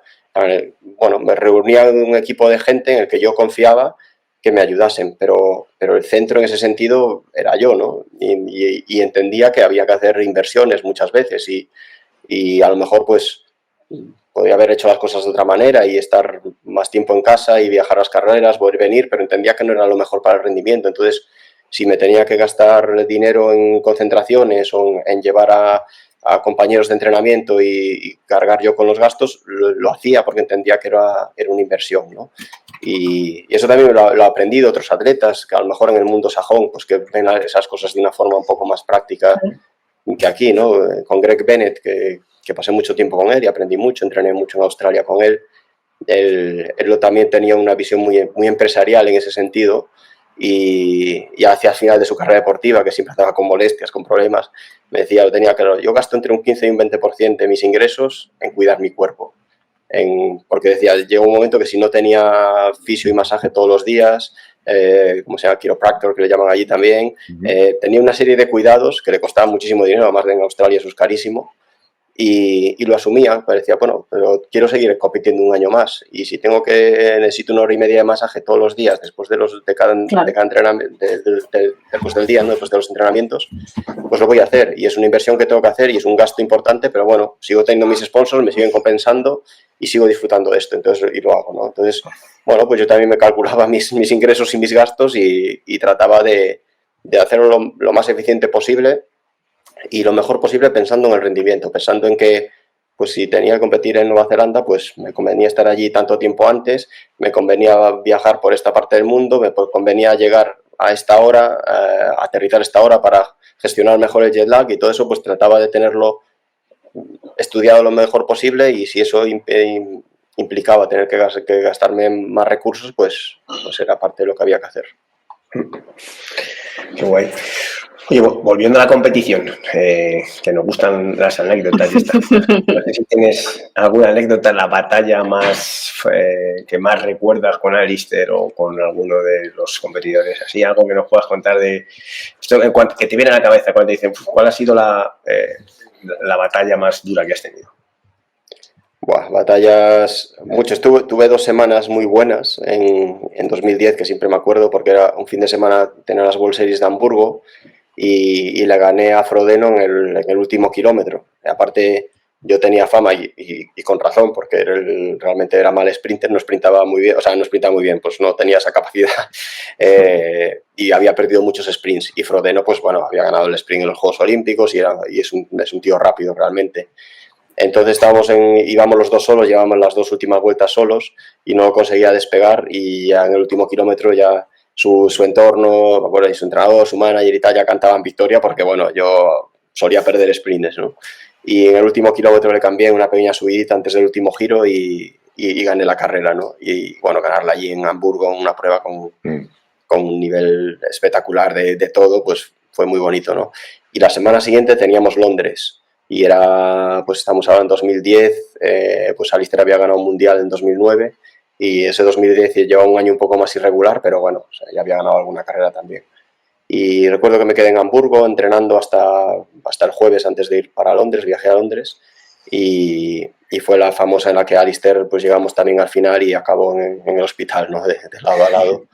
Y las 2 carreras corriendo en 29:30, 29:20 o algo así y creo que Mario fue la primera que hizo un buen puesto, que creo que quedó quinto siendo, pues en 2010 tenía 20 años Mario, ¿no? Entonces fue una alegría también por esa parte, pero recuerdo esa batalla durísima con Alistair todo el 10.000 y había tanta gente y tanto griterío que cuando ya se lanzó el sprint en los últimos 400 metros claro, yo sabía que él iba detrás de mí, pero no oía nada, solo oía gritos de la gente, no le podía escuchar a él ni la respiración, ni los pasos, ni nada. Entonces dije, vaya, con todo ya no, sin mirar atrás, a tope, y de repente ya la recta de meta, tío, que no me adelanta, miré para atrás y no estaba, ¿no? Y gané la carrera, pero con la sensación de no entender nada, como puede ser que hace 200 metros estuviera aquí y ahora ni siquiera lo vea en la recta de meta que ha pasado, ¿no? ¿Qué ha pasado? Y fue cuando, bueno, pues entró dando vueltas, al final quedó 10º, consiguió llegar a la meta, no se sabe cómo. Sí. Y él también me cuenta y me contó que lo primero cuando despertó en el hospital, porque no tiene conciencia de lo que pasó en esos últimos metros, hasta que despertó en el hospital, lo que preguntó ¿de qué he quedado? Y dijeron 10º, pero como iba a quedar 10º, si faltaban 300 metros iba solo con Gómez y quedaban, el resto iba muy atrás, como iba a quedar 10º, no entraba en la cabeza. Joder. Y sí, esas 2 semanas fueron muy buenas. Qué capacidad, macho, de sufrimiento hasta el límite, o sea, me refiero que... No sé. Sí, ellos, tanto él como yo, ni tenían esa capacidad que yo no la tengo, o sea, no... Claro, eso que quiera, él es capaz de ir hasta que el cuerpo le para por algún sitio, claro. ¿No? Y ya te digo, siempre digo, con Alistair no he compartido demasiados podiums, he compartido cuando ganaba él, pero si ganaba yo, él o no acababa o llegaba eso al límite, porque era muy difícil, lo de quedar segundo, tercero, alguna vez sí que ha ocurrido, pero peleaba tanto por ganar que a veces se pasaba y acababa el 15 o el 20, ¿no? O no acababa. Claro. Pero segundo, tercero no era algo que gestionase muy bien él. Qué bueno. O podio no camilla, ¿no? Que decimos así. Sí, es un guerrero, claro. En ese sentido, un luchador, y por eso era tan duro de competir contra él. Sí, joder, tienes que darlo todo. Oye, y para, bueno, joder, pasando a otro tema, ya sabes que somos de media y larga distancia, nosotros también, sobre todo, fundamentalmente. Para muchos triatletas Kona, pues ya sabes que es el gran sueño, ¿no? Hablando de larga distancia. ¿También lo fue para ti? ¿Ese sueño tenías ahí? ¿Te queda la espinita de no haber pasado más tiempo en la larga distancia para volver allí? En cierto modo sí, pero yo fui muy consciente, ¿no? Después de Río, sobre todo después de Londres incluso también me lo planteé, pero quise seguir 4 años más. Y después de Río, estoy seguro que si hubiera competido en Río y hubiera obtenido un buen resultado, posiblemente me habría pasado a larga distancia ahí. Pero el hecho de que pasara lo que pasara antes de Río me hizo seguir olímpica y fui muy consciente que eso iba a implicar que no iba a tener carrera a larga distancia, o iba a tener una carrera muy corta, o no iba a estar ya en mi mejor momento deportivo. Y lo asumí y seguí consiguiendo buenas cosas en corta distancia y estoy contento de ello. Yo siempre me he considerado un triatleta de distancia olímpica, es la que más me ha gustado siempre, es la que más me ha apasionado, pero evidentemente cuando llevas 15 años haciendo distancia olímpica, pues también te apetece probar otras cosas. Y afronté Kona pues con ilusión en el año 2018 y bueno, pues la primera experiencia pues no fue tan bien, creo que llegué bastante bien a la carrera, pero bueno, me pasé un poco en bici por ir con los de delante y como sabéis, cualquier esfuerzo extra de tiempo en Kona se paga muy duro y bueno, pues acabé el 11 y no fue una gran carrera ni mucho menos. Yo creo que en mi época, visto todo lo pasado, es muy fácil decirlo ahora. Sí. Creo que en la época esa después de Londres, si hubiera hecho larga distancia esos años de 2013, 14, 15, cuando yo tenía 30, 31, pues ahí tendría más posibilidades de haberlo hecho bien. Pero fue decisión mía. Decidí seguir en corta porque era lo que me gustaba y conseguí ganar más mundiales en corta y entonces, bueno, pues no se puede hacer todo, ¿no? No puedes ganar 5 mundiales de corta y esperar a ganar Hawái también. Pues lo intenté un par de veces y sí que me da esa lástima cuando, sobre todo St. George, que estaba muy bien y creo que podía haber sido competitivo, pero bueno, pues no pudo ser.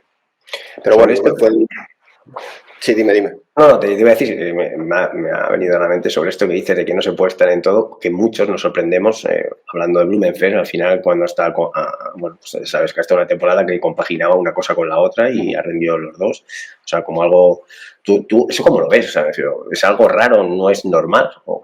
Es complicado, sobre todo larga y corta. Media es algo que he hecho muchos años de mi carrera, desde 2013 que hice mi primer medio hasta... Bueno, pues conseguí eso, gané el mundial de corta y larga en 2014, corta, media y corta, perdón, corta y larga. Sí, medio Ironman 70.3. En 2017 gané el mundial 70.3, hice segundo en el de distancia olímpica. Bueno, pues sí se puede compatibilizar dependiendo del tipo de atleta que seas. Como atleta como yo, como Blummenfelt, pues nos podemos adaptar a eso. Sí que es más chocante lo que ha hecho pues en larga distancia y el rendimiento en distancia Ironman con el de distancia olímpica, ¿no? Que está claro que lo pudo mantener durante un breve periodo de tiempo. Ahora, evidentemente, creo que no podría ser competitivo en distancia olímpica. Competitivo me refiero a ganar, ¿eh? No, Sí, seguro que lo iba a ser, pero Claro. para ganar a Hayden Wild o para ganar a Alexi, pues haciendo larga distancia lo tendría muy complicado. Pero no, lo que ha hecho Christian pues es impresionante. Él y Gustav y ahora, bueno, Casper Stones también, que ha competido a un nivel altísimo y, bueno, le han dado una vuelta de tuerca más. Primero se la dio Frodeno, ¿no? A larga distancia cuando apareció él y ese nivel. Y yo creo que esta generación de atletas en larga distancia sí que realmente está viendo una evolución, ¿no? Por muchos motivos y bueno, la gestión de la alimentación y la hidratación en carrera y métodos de entrenamiento también, y porque vienen atletas de mucha calidad, que yo creo que antes no es que no tuvieran calidad, ¿no? Pero los atletas que vienen como Blumenfeld con un bagaje en distancia olímpica de ese nivel, pues si se adaptan a larga distancia, porque no todos se adaptan, pues sube un poquito el nivel, ¿no? Sí, lo que decías de la alimentación, antes de pasar a otro tema, nos sorprendió un poco lo que decía Jan también, y que ha dicho gente que en la época, bueno, pues eso, hace unos cuantos años atrás, la alimentación no era ni mucho menos tan controlada como ahora, ni se comía tanto, ¿no? Y evidentemente tiene la lógica, ¿no? Que si la gasolina se te acaba, pues por mucho motor que tengas, no rinde, ¿no? Entonces, yo creo que es un punto clave total, ¿no? Pero que es verdad, como dices, eso y luego que el cuerpo se adapte, pues sí, consiguen ir a unas intensidades más altas, ¿no? Porque tienes combustible para poder hacerlo. Tampoco no es fácil de tolerar y, bueno, hay mucho entrenamiento detrás, mucha preparación, tanto para eso, para tolerar tantas cantidades de carbohidratos, como para también la eficiencia del metabolismo de grasas, ¿no? Que es algo que también trabajamos mucho con Dan Plus y realmente sí que vi una evolución y una mejoría, ¿no? Entonces, bueno, pues todo esto antes te hablo de hace 15 años, ¿eh? No hay que ir tampoco mucho más para atrás. Pues no se hacía y bueno, pues se veían a veces unas pájaras tremendas que se siguen viendo, pero menos, ¿no? Y pasa en ciclismo también, ¿no? Ya no se ven las pájaras de las épocas de Indurain, que de repente uno perdía 20 minutos, ¿no? Está todo mucho más medido y en ese sentido a nivel energético, pues la gente lo tiene todo mucho más controlado. Pues mira, ahora que habéis sacado media y larga distancia y tu participación en Kona, me voy a colar un momento, voy a colar una pregunta aquí a Capón antes de que pregunte Sandrita. Porque además es que tu preparación para Kona pues generó mucha expectación, ¿no? Y mucho seguimiento, pues eso, cómo lo ibas trabajando y algunas de las cosas, ¿no? Y me acuerdo una situación que fue pues tu periodo de entrenamiento en Extremadura, ese periodo que hiciste en Extremadura, donde yo te quiero preguntar algunas cositas sobre ese periodo y cosas como acabamos de comentar de la nutrición y demás, ¿no? Y nosotros hemos hecho también algunos episodios hablando sobre entrenamiento en calor, el control de la temperatura y termorregulación corporal, ¿vale? También sobre los trabajos de hipoxia y, bueno, algunas veces tema de durabilidad y eso y fuerza, ¿no? Entonces, yo quería preguntarte unas curiosidades, ¿no? Una es sobre el trabajo en calor y tu experiencia. Sí, porque además, Dan, en este momento no estabas con Dan Plius, me creo recordar que estabas con Carlos, ¿verdad? Todavía, eso es. Sí. Pero bueno, sí estaba allí por medio Guillermo Orcina, que también Guillermo suele meterse con muchas cositas así de lo que llamaban nosotros amistosamente fricadas, ¿no? Entonces, realmente, para todo este tema de la termorregulación y controlar un poco la temperatura corporal, esta es la primera, luego ahora te lanzo las otras y así puedes hablarlo todo. ¿Estuvisteis trabajando con píldoras, pastillas que controlan la temperatura interna desde lo que es a nivel intestinal y demás, ¿no? Es decir, en vez de tener un sensor exterior, tener un sensor interior. Si nos puedes comentar algo sobre la experiencia en este tipo de trabajo. Luego, creo recordar que también trabajasteis y has estado trabajando con la hipoxia intermitente, sobre todo con los sprints cortos. Y también, si hiciste algún cambio en el trabajo de fuerza, es decir, el trabajo de fuerza cuando pasaste a larga distancia, ¿hubo alguna modificación, por ejemplo, en el tema de fuerza, en el segmento ciclista, o tuvisteis que darle alguna vuelta de tuerca, o seguiste con la misma importancia cuando estabas en el triatlón olímpico? Un poquito por ahí las curiosidades que se me acaban de ocurrir cuando habéis hablado de todo eso. Pues mira, el tema de la termorregulación es cierto que sí probé lo de la píldora que te mide la temperatura interna y sacamos algunos datos con Guillermo Orcina y con Carlos, pero creo que no preparamos de la manera adecuada para el tipo. Sí hacía calor en Extremadura, pero no es el mismo tipo de calor, no es un calor más seco. y bueno, nos coincidía estar en Extremadura porque necesitamos algo de calor, en Galicia ya no hacía buen tiempo, venía del Mundial 73, había 3 semanas ahí de impasse entre eso y Kona, y bueno, pero realmente no hicimos una adaptación al calor como se debería hacer, yo creo, como luego pues sí que hice con Dan para alguna otra carrera, ¿no? Con sesiones de sauna después de algunos entrenos y bueno, pues ese tipo de trabajo. Entonces, bueno, yo creo que, no sé si fue, yo creo que realmente en Hawái el problema, evidentemente, de termorregulación, pero porque me pasé en el ritmo, ¿no? Y yo era consciente de ello, pero era mi primer año en Kona, no sabía si iba a seguir haciendo media o corta, o sea, larga o corta los años siguientes. Me dije, mira, yo quiero ir con los de cabeza hasta donde pueda y ver qué es lo que hace falta para ganar esta carrera. Y bueno, pues fui hasta el 150 de bici, luego me dejé un poco y me bajé a correr el maratón doblado, ¿no? Y hice lo que pude. Pero bueno, fue una mala gestión mía de la competición. O sea, para ganar, yo quería ir para ganar. Si hubiera ido a quedar quinto, pues a lo mejor habría quedado quinto, ¿no? Y habría hecho una carrera mucho más conservadora, tipo David McNamee en esa carrera. Recuerdo que empezó a correr a 15 minutos de mí, ¿no? Que es quizás donde debía haber ido yo, en el grupo que debía haber ido, para luego correr bien. Y me pasó en el kilómetro 30 corriendo y él llegó al podio, ¿no? Y iba a ser tercero. Bueno, una aproximación mucho más conservadora y mucho más lógica que lo que hice yo en ese momento. Claro. Respecto a la hipóxica, los sprints repetidos, también hicimos ese trabajo en Extremadura, pero eso lo hicimos en otro momento, ¿no? En 2016, a principio antes de la temporada 2017, después de lo de Río, de lo de Codo, en esa pretemporada, también hicimos algunas pruebas de valoración allí en Extremadura y hicimos varios protocolos de sprints repetidos que fui aplicando después durante el año, pero más enfocado a corta distancia. Y yo creo que fue positivo y me vino bien.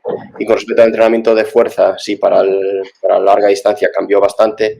Lo que hacía para distancia olímpica, pues había sí que momentos de la temporada, al principio pues fuerza general, algo de fuerza máxima y luego mucho fuerza específica, encuestas, prevención de lesiones, todo este tipo de trabajo.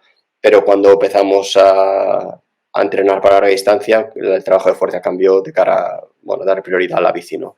Pues mucho más trabajo de cuádriceps, glúteos, mucha sentadilla, media sentadilla, peso muerto, y luego fuerza específica en bici, ¿no? Más sesiones de fuerza de resistencia, mucho, ¿no? De 60 de cadencia en el acople, en subida, bueno, este tipo de trabajo que no lo hacía prácticamente nada en distancia olímpica y sí que para larga sí. Es que pasó cuando entendimos que al hacer larga distancia y por mis características, en corta mi entrenamiento iba enfocado a la carrera a pie, ¿no? Tratar de correr lo más rápido posible, ese era el objetivo principal y todo el resto se montaba alrededor de eso, ¿no? Cuando empezamos a hacer larga, pues era al revés, ¿no? Tenía que mejorar mucho la bici, había que darle mucha más prioridad a la bici y luego pues a la economía de carrera y adaptarme a las distancias largas corriendo, pero bueno, no era un problema de ritmo, sino era un problema de adaptación a la distancia. Qué bueno. Y bueno, yo creo que nos cuentes un poco cómo fue el momento en el que te das cuenta de que ya no podías continuar como antes al más alto nivel. ¿Qué señales físicas, emocionales o mentales te hicieron tomar esa decisión de retirarte? ¿Cómo llegas a ese punto? Pues yo creo que un poco mentales. Llevaba un par de años complicados, con momentos que me encontraba a veces muy bien entrenando, iba bien, pero muchas lesiones, problemas, contratiempos. Mentalmente tampoco noté que fui a muchas carreras al final de mi carrera deportiva que iba como quien va a trabajar, no así, no tanto así, pero estaba en la salida y no estaba ni nervioso ni para bien ni para mal, estaba como que a veces me decía no, tengo que activarme, joder, y luego me metía en competición y me metía y lo hacía lo mejor que podía y rendía más o menos bien, pero ya no tenía esos nervios de cuando te levantas el día de la competición, que te da igual que sean las 7 de la mañana, es verdad, sí. Es como, venga, vamos. Sí. Entonces ya tenía un poco menos de pasión, por así decirlo, y eso mezclado con algunas lesiones, algunos problemas, algunas lesiones que fueron muy frustrantes, un par de fracturas por estrés que salieron de la nada, en el sentido de que una de ellas estaba haciendo muy poquita carga de entrenamiento y no entendía cómo me podía lesionar así. Pues bueno, tener una hija también que te genera otras responsabilidades y que te hace más duro estar fuera de casa. Bueno, pues un poco todo, y mi edad, ¿no? Evidentemente, pues tenía 41 años y dices, bueno, pues creo que he hecho una carrera deportiva lo suficientemente buena y hay que pasar a un lado, ¿no? Y fue difícil porque por una parte me seguía gustando entrenar, me seguía gustando sufrir los entrenamientos, pero bueno, ya no tenía esa ilusión, tanta ilusión por competir y ya no, o sea, el triatlón ya, en mi tiempo libre no veía triatlón. Cuando estaba empezando, en mi tiempo libre veía carreras, estaba estudiando carreras, analizando carreras y cómo corre este, cómo corre el otro, y para mí no era trabajo eso, era flipado, ¿no? Por decirlo vulgarmente, disfrutar. Y los últimos años en mi tiempo libre no veía nada de triatlón ni quería verlo. O sea, era como acababa mi día de entrenamiento, estaba súper centrado, entrenaba lo mejor posible, hasta aquí, no me abrís de triatlón ya. Entonces, bueno, eso es un desgaste, yo creo que lógico por el tiempo, de un deporte que me sigue encantando, pero que llega un momento pues que te satura y ahora lo veo desde otro punto de vista y veo más triatlón ahora otra vez, ¿no? Estoy retirado, me gusta más verlo porque lo veo de otra manera y con otra perspectiva. Claro, fue un punto de inflexión, está claro, que siempre supongo que llega. Javi, más allá de los títulos y de las medallas, cuando miras atrás, ¿qué cambios sientes que has ayudado a impulsar en el triatlón en España o a nivel internacional? ¿Y qué es lo que más orgullo te da dejar como huella? Yo creo que desde el punto de vista de las competiciones, en la manera de competir, yo creo que fui un poco el primer triatleta a nivel internacional completo, que venía de la natación, pero que era capaz de correr como el que más, que en bici era sólido, sobre todo en circuitos duros, y eso no se estilaba por aquel entonces, ¿no? Había gente muy buenos corredores, pero que lo pasaba mal para salir del agua adelante, gente muy fuerte en bici, que sabías que era el típico que aunque se escapara le podías dar 2 minutos que no iba a correr, y muy buenos nadadores, ¿no? Que luego, pues si había una escapada podían hacer un medio buen puesto, pero no había triatletas tan completos, ¿no? Que hoy en día los hay y ya hace muchos años que los hay. Y yo creo que en ese sentido, pues fui un poco el primero a nivel alto que lo consiguió y eso estoy muy orgulloso. Luego, pues Alistair le dio una vuelta de tuerca más y yo me hizo tener que dar otra vuelta de tuerca más y apareció mucha más gente con esas características. Y bueno, pues eso creo que es algo importante y después a nivel de repercusión en España, creo que, bueno, pues se hizo el deporte un poquito más grande, ¿no? Gracias a muchos. Primero Iván Raña, gracias a Ana Burgos, gracias a Pilar Hidalgo, gracias a Ainhoa Murúa, gracias a Neco Llanos, Héctor Llanos, a un montón de gente que estuvo antes que yo y creo que en mi generación y a Mario también después que yo y durante el mismo tiempo. Esas batallas ahí, esos años de lucha con los Brownie, la medalla olímpica de Londres, yo creo que le dio un impulso al deporte, ¿no? El haber ganado el premio Princesa de Asturias, pues creo que también fue importante para la repercusión que tuvo, bueno, pues como un deporte todavía considerado minoritario, pues que obtuviese un galardón de esas características. Bueno, puso un poco más el triatlón en el mapa y bueno, pues ahí cada vez que alguien me viene y me dice que ha empezado a hacer triatlón porque me vio competir y le picó la curiosidad, le llamó la atención el deporte, o un padre que me dice que su hijo se ha apuntado a triatlón porque me vio en una carrera, porque fui a su colegio y di una charla y hablé de triatlón, pues eso es con lo que te quedas, ¿no? Más que los triunfos y las victorias para mí, y no es, o sea, y es real, no es lo más importante. Soy muy consciente de que gracias a esas victorias, esos triunfos, puedo tener una carrera deportiva, puedo dedicarme profesionalmente y puedo ganarme la vida con ello. Y eso es genial, es lo que desea cualquier deportista, cualquier persona que trabaja en lo que le gusta.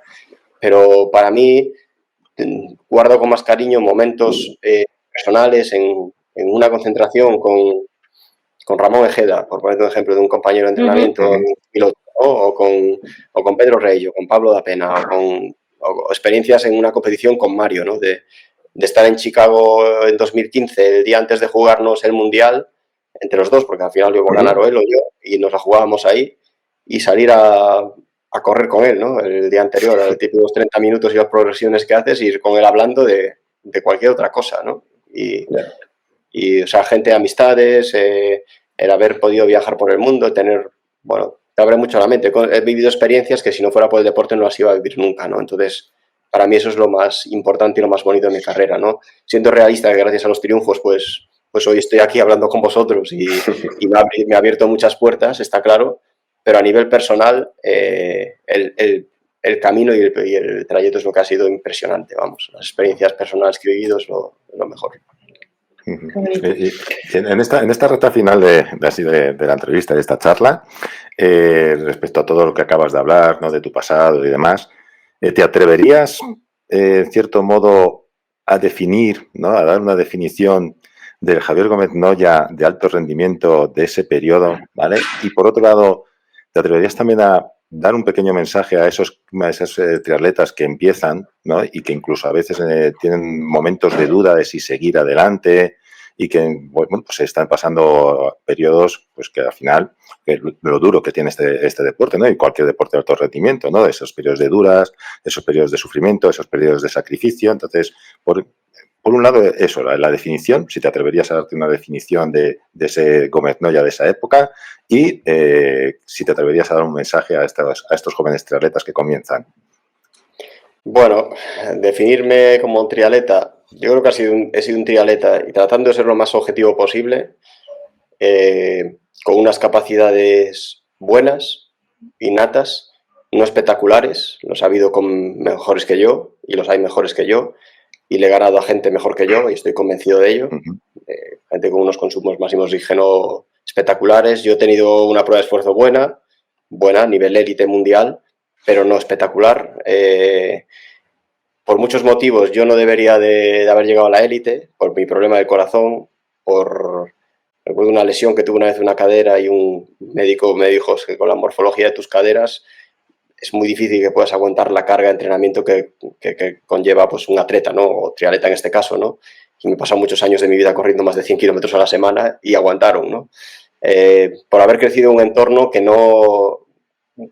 el triatlón no existía, ni el mundo del deporte, ya te digo, como decía al principio de la entrevista, que no conocía a nadie que hubiera hecho que no conocía a nadie que hubiera conseguido grandes éxitos en el deporte, no era algo que pasaba en mi entorno, entonces pues no tenía mucha pinta que yo lo fuera a conseguir.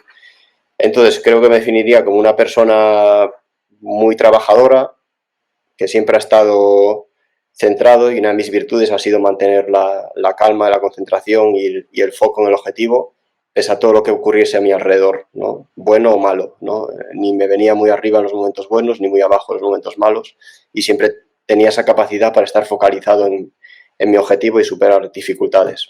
Y poco más, he intentado hacerlo lo mejor posible con mis aciertos y mis errores, y tratando de respetar siempre a mis rivales, y ya está, sin hacer mucho más ruido que el que lo hicieran mis éxitos en la competición.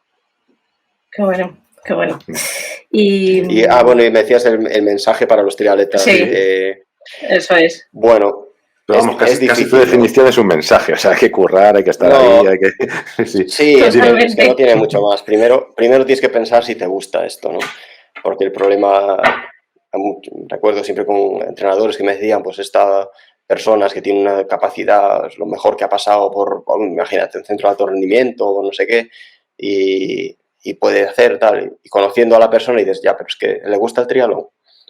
¿Sabes? Porque no vale de nada. Si tú no eres capaz si no te gusta y no es capaz de poner el esfuerzo que esto conlleva, esto por mucho palmaditas que tenga en la espalda, incluso por muy bien que te vaya, mucho dinero que te ganes, si no te gusta, duras poco, porque no te permite tener demasiado equilibrio en tu vida y tienes que sufrir mucho, tienes que estar dispuesto a viajar y hacer muchas cosas que si no te gustan puede ser un infierno.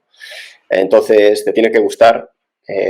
Tienes que rodearte de gente positiva, que te ayude, un buen entrenador, que te sepa ayudar, sobre todo desde las tempranas, me parece fundamental, ¿no? Entrenadores y a nivel de base, independientemente de los conocimientos técnicos mayores o menores que puedan tener, pero que sean buenos educadores en hábitos saludables, en hábitos de vida deportiva saludable, porque hay que ser realista, ¿no? De todos los chicos y chicas que empiezan a hacer triatlón, ¿quiénes se van a ganar la vida con el triatlón?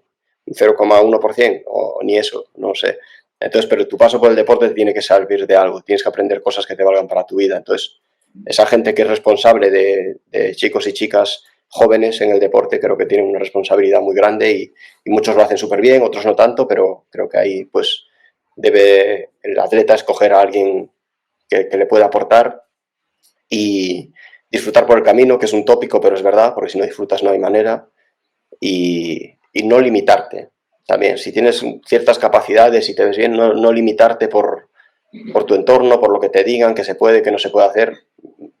ya la competición te limitará si tiene que limitarte, ¿no? Pero no de entrada no ponerte barreras, ¿no? Y aspirar a cosas importantes con humildad, siendo realista, sabiendo que para ello tienes que poner trabajo, pero de entrada que les diría que nadie les limite por una opinión externa. Tomen nota, chavales, tomen nota. Qué buen mensaje. Y bueno, Javi, cuéntanos un poco cómo ves el triatlón de media y larga distancia actual. No sé si sigues ahora los mundiales, si has estado al tanto de Niza, ¿cómo ves todo un poco esto? Sí, he estado al tanto de Niza. Sigo más a corta distancia ahora por siempre me gusta ir por mi trabajo. Claro. Pero sí, el nivel de Niza ha sido espectacular. Otra vuelta de tuerca más, corriendo Casper en 2:29, con quien mi última concentración en Sierra Nevada allí estaban los noruegos y él y otro chico noruego, pues iban un poco como al margen, ¿no? No iban con Christian y con Gustav, que tenían todo el staff técnico a su alrededor. Y recuerdo de hacer incluso unos 800 en la pista, está David Castro conmigo y Casper Storrs lo hizo con nosotros, pero justo también tenía 800 ese día. Llegamos allí, un chaval muy, muy afable. Y recuerdo que tomaba el lactato él solo, ¿no? Ni siquiera tenía nadie, ni un entrenador, ni nadie allí con él. Y él llevaba la serie, se miraba el lactato en el descanso, mientras podía, allí medio temblando. Y lo veía como un poco, no sé, como desmotivado y tal. Y me ha alegrado mucho de que volviera, porque es un tío con muchísima calidad. Ya se le veía antes que tenía mucha calidad, cuando corría en corta distancia también. Y bueno, pues ha hecho un carrerón y muy contento por él, ¿no? Y muy bueno ver también a Gustav otra vez a muy buen nivel, que pasó unos años, me consta, muy complicados. Y Blumenfeld, pues ahí en la pelea como siempre, ¿no? Siempre a ese nivel que él está acostumbrado. Y bueno, pues ha sido una prueba de muchísimo nivel y pues como espectador encantado de verla, claro. Ya ves. Oye, sí. Y sobre esto de los noruegos, tú a nivel ahora mismo ya de entrenador, de preparador, de una estrategia un poco para los chicos en España, el éxito un poco de los noruegos puede ser, bueno, evidentemente la calidad la tienen que tener, pueden ser unas fueras de series, algo excepcional, que han llegado hasta este punto, el entrenamiento que han llevado, el periodo que han llevado, lo que ha apostado pues Noruega o el sector que ha sido por ellos. ¿Cuáles crees que son las causas fundamentales para que los tres estén ahí como están? Bueno, yo creo que tienen primero la cabeza muy clara, las ideas muy claras y viven por y para el triatlón, y especialmente Christian Blumenfeld, ¿no? Una anécdota con él es el año que ganó Juegos Olímpicos y el Mundial de Hawái, ganó, sí, y el de medio, no sé si ganó todo ese año, bueno, el año de los Juegos de Tokio. Yo empezaba la temporada 2022 en Sierra Nevada, hice una primera concentración en noviembre, pues para tomar algunos datos, con poco entrenamiento, y Blumenfeld venía de haber ganado todo ese año, era el mejor triatleta del mundo, oro olímpico, oro mundial de Ironman, y estaba solo entrenando en Sierra Nevada porque quería correr Cozumel para ver si hacía la mejor marca de la historia, y estaba él solo allí en noviembre, pues de un año tan intenso. Quiero decir, en vez de rentabilizar o tratar de estar en casa un poco más, había hecho algo que no había hecho nadie en la historia. Su cabeza era, sigo entrenando, vuelvo a Sierra Nevada, y estaba él solo allí entrenando sin ningún problema, vamos, metiéndose unas palizas de cuidado. Entonces creo que esa mentalidad, y no le tiene miedo a nada, no se limitan, ¿no? Dicen que esto no se puede hacer y a ellos les da igual, ellos sí creen que se puede hacer, y si lo estudian con sus entrenadores y creen que es viable, por el tipo de atletas que son. No quiere decir que todo el mundo tenga que hacer lo que hace Christian, es que Christian es capaz de asumirlo y de asimilarlo, pero el 99% de la población no. Entonces no es decir, es que si yo entreno así voy a rendir como él, no, es que él sí, pero a lo mejor tú no, y no pasa nada. Y a lo mejor tienes que hacerlo de otra manera, ¿no? Entonces son capaces de entrenar muchísimo, un método pues también muy científico, muy estudiado, tienen muchos datos desde hace muchos años, y son un grupo muy, muy cohesionado, ¿no? Gustav y él, sobre todo, pues bueno, creo que les ha llevado al éxito y, bueno, pues va a aplaudirles. Sí, totalmente. Y bueno, en tu época no existía algo como la T100, que hoy vemos que da tanta visibilidad y tanta estabilidad a los triatletas. ¿Cómo ves ese circuito en la actualidad?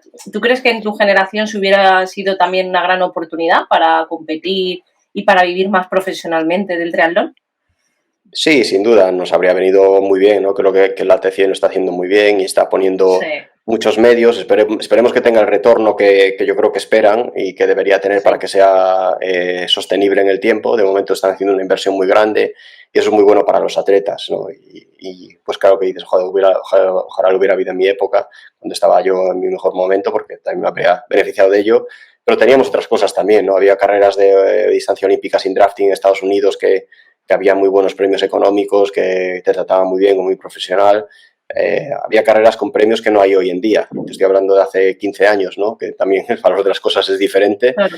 Y entonces, en ese sentido, bueno, los sponsors, yo viví con una época en la que se involucraron mucho en el mundo del triatlón, encontraron en las World Series Specialized, Sunto, Oakley como patrocinadores globales, nos ficharon pues a mí, a Frodeno, a mucha gente y realmente nos hicieron sentir profesionales. Hoy me consta que está un poco más difícil a nivel de sponsors para mucha gente, salvo Claro. los cracks. Pero bueno, por otra parte, pues está la T100, que le da oportunidad a mucha gente de bueno, ganarse bien la vida con ello. Y me parece muy bueno. Ya te digo, ojalá que consiga ser sostenible en el tiempo y tenga la repercusión que merece por el esfuerzo que están poniendo.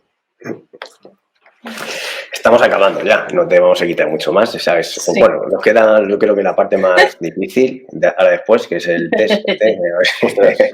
Ese es un poco de presión, pero después de lo que has pasado, eso para ti no es nada. Pero antes de acabar, cuéntanos los proyectos en los que estás ahora mismo con la selección y demás, lo sabemos, pero proyectos a medio y largo plazo que tienes en tu cabeza, ¿cuáles te gustaría que fueran? Bueno, estoy motivado con mi trabajo ahora mismo con la federación, siendo el responsable del Team Spain, que es una parte del alto rendimiento que no se tenía muy cuidada, yo creo que en España ni en ninguna federación, yo creo que es un poco pionera, ¿no? La gente, los triatletas que despuntaban siempre buscaban grupos de fuera para ir pues, con diferentes entrenadores y gastándose pues sus propios recursos para poder hacer lo posible y era para mucha gente inviable. Y bueno, pues se quiere dar un poco ese servicio desde la federación, que los atletas que pasan por centros de tecnificación, centros de rendimiento y salen y quieren, bueno, pues seguir labrándose un futuro en este mundillo y ser profesionales de verdad, pues tener un grupo que les pueda apoyar, que les pueda ayudar a todos los niveles para poder desarrollarse como triatletas, ¿no? Estamos focalizados ahora mismo con triatletas de perfil sub-23, y entrarán algunos más jóvenes el año que viene y bueno, tratando de ayudarles a mejorar y con un objetivo más a medio plazo que a corto plazo para bueno, pues ayudarles a inculcar pues lo que hemos aprendido tanto yo como mi compañero Víctor Benajes con el que trabaja conmigo en este proyecto y bueno, toda la gente que está involucrada para tratar de ayudarles a conseguir sus objetivos básicamente y de cara más pensando en Brisbane 2032 que en Los Ángeles 2028, que tenemos algún atleta conocido para Los Ángeles, pues tratar de marcar una referencia en España para que tengan esa oportunidad muchos atletas que tienen buen nivel. De eso que estás comentando, ¿te ves más en la parte técnica de aquí a futuro o quizá pueda haber un pequeño camino hacia la parte política deportiva, es decir, esta parte de ya en instituciones de federaciones, instituciones a nivel organizativo, gubernamental, deportivo? Es decir, ¿cómo te ves de aquí a futuro? ¿O qué te gustaría más? Sí. Me veo más en la parte técnica porque es lo que me gusta. Me sigue gustando mucho este deporte, me sigue gustando estar a pie de piscina, sigue gustando ver a los chicos y a las chicas entrenar, más que la parte política. Y aparte, en mi tiempo libre quiero también hacer otras cosas, ¿no? No tengo una gran ambición, más que estoy comprometido con este proyecto al 100% y me gusta tener tiempo para mi hija, me gusta tener tiempo para tocar la guitarra y afortunadamente me puedo permitir hacer lo que me apetezca y yo creo que eso es un lujo, ¿no? Y entonces lo que me apetece ahora mismo es hacer esto y ayudar. Para mí yo no voy a trabajar, ¿no? Yo cuando voy con mis atletas, para mí no es como ir a trabajar, voy por gusto y estoy encantado de hacerlo, ¿no? Si resulta que ahora es mi trabajo, pues estupendo, pero lo hago porque me gusta realmente y me motiva y aprendo de ellos, espero que ellos también aprendan algo de mí y intentar ayudarles y aplicar la misma filosofía que aplicaba como atleta, de estar 100% mentalizado. Pasa que ahora cuando llego a casa, pues bueno, si me da igual un poco cenar una cosa que otra y si un día duermo menos por lo que sea, pues tampoco pasa nada. Y al siguiente, si hago con ellos a entrenar, me pongo a rueda y ya está, y no hay problema, ¿no? Y ya. Pero ellos sí que tienen que tomarse las cosas de otra manera y bueno, pues ayudarles ahí es lo que me motiva. Perfecto. Última. Bueno. Y pasamos al test. Dinos un podium o qué crees que habrá esta semana en Kona en chicas. Buah. En chicas, pues yo te diría Lucy Charles, es obvio. Laura Philipp no sé cómo está después del año pasado, pero también la pondría ahí. Y esas creo que son más por lógica, ¿no? Así sobre el papel. Claro. Y voy a arriesgarme, y porque es amiga y vecina allí en Nueva Zelanda y ha entrenado mucho con nosotros y está haciendo una temporada muy consistente, a Hannah Berry, Hannah Wells de Nueva Zelanda, que ha hecho varios sextos en la T100 ahora y es alguien que va muy bien con calor y en una prueba de estas características. Ya hizo top 10, yo creo, por decir una diferente ahí. Sí, siempre hay alguien que sorprende, ¿no? Que sale un poco de... Siempre va a haber una sorpresa, posiblemente sea otra, pero bueno, vamos a tirar para sorpresa. Sí. Genial. Qué bueno. Pues nada, vamos a... No, pero se me olvidaba Marta. Sí, que Marta tiene muchas opciones y vamos a empujarla ahí para que consiga... Totalmente. Sí. A tope con ella. Esta semana habrá mucha info sobre esto, hablaremos, contaremos, haremos previa también y haremos varias publicaciones y nada, bueno, pues eso, como siempre estaremos ahí pendientes otra vez de la madrugada, ¿no? Que estábamos acostumbrados, siempre ha sido así, hemos estado en madrugada viendo este mundial, así que estaremos un año más. Oye, por cierto, ¿sigues trabajando con él? ¿Llevas en su proyecto del squad y eso o no? Sí, estoy en The IQ como entrenador y sinceramente pues tengo muchas peticiones, pero ya dije, no sé cuánta gente voy a poder llevar porque quiero poner todo mi esfuerzo en lo que estoy haciendo con la federación ahora y posiblemente a lo mejor coja 1 o 2 atletas para algo que vea que puedo compaginar sin estresarme demasiado. Pero sí, Dan siempre tiene ideas, estoy en contacto con él habitualmente y haremos cosillas juntos. Sí. Has dicho antes lo de seguir vinculado con la competición, a lo mejor competir y demás. No te pasarás al Jairos como ha hecho Dan, ¿no? No, creo que es un deporte, o sea, está guay, pero creo que no se adapta muy bien a mis características. Tendría que trabajar mucho la fuerza, tendría que... no sé, no. Sí, lo está haciendo muy bien, sí.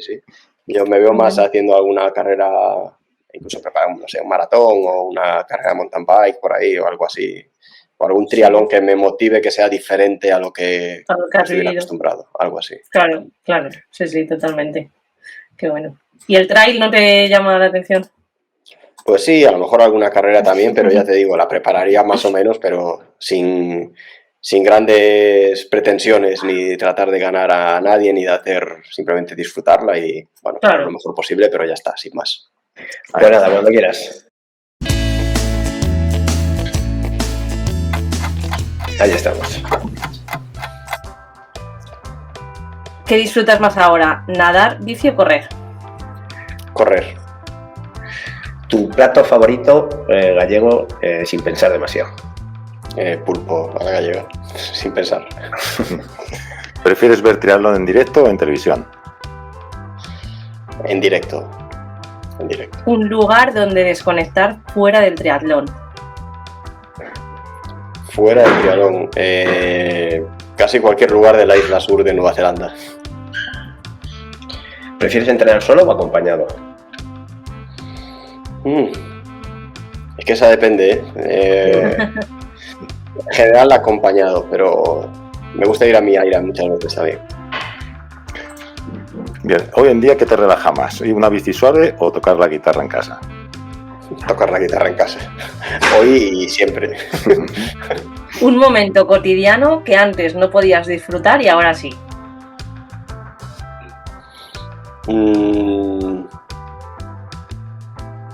No sé, quizás estar más tiempo con mi hija, seguro. Hoy, ¿carrera que más disfrutas como espectador? ¿Juegos Olímpicos o Kona? Juegos Olímpicos. ¿Qué manía de competidor recuerdas? ¿Perdón? ¿Qué manía? Manía. En tu época de competidor había alguna manía, alguna cosa que era como esto, que tengo que hacerlo siempre o... Me gustaba repetir, si una carrera me iba bien, la misma rutina de calentamiento, ¿sabes? Incluso de lo que comía, ese desayuno, por ejemplo, ¿no? Y trataba de hacerlo lo más parecido posible. Pero fuera de eso tampoco tenía grandes manías. ¿Hubo alguna carrera que siempre soñaste con ganar y no lograste? Si fue así, ¿cuál es? Bueno, obvia, pues puede ser Juegos Olímpicos, pero bueno, quedé segundo, tampoco está tan mal. Y si pudieras vivir un día de tu carrera otra vez, ¿cuál sería?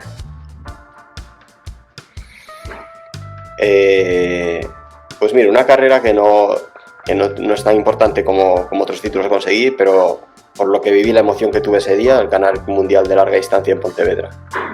Porque la gente que había ahí, además con Pablo II, ese ambiente fue espectacular. Eso, ya te digo, independientemente de que el título no sea el más importante, ese día lo volvería a vivir encantado, vamos. Y sigo yo, un referente deportivo.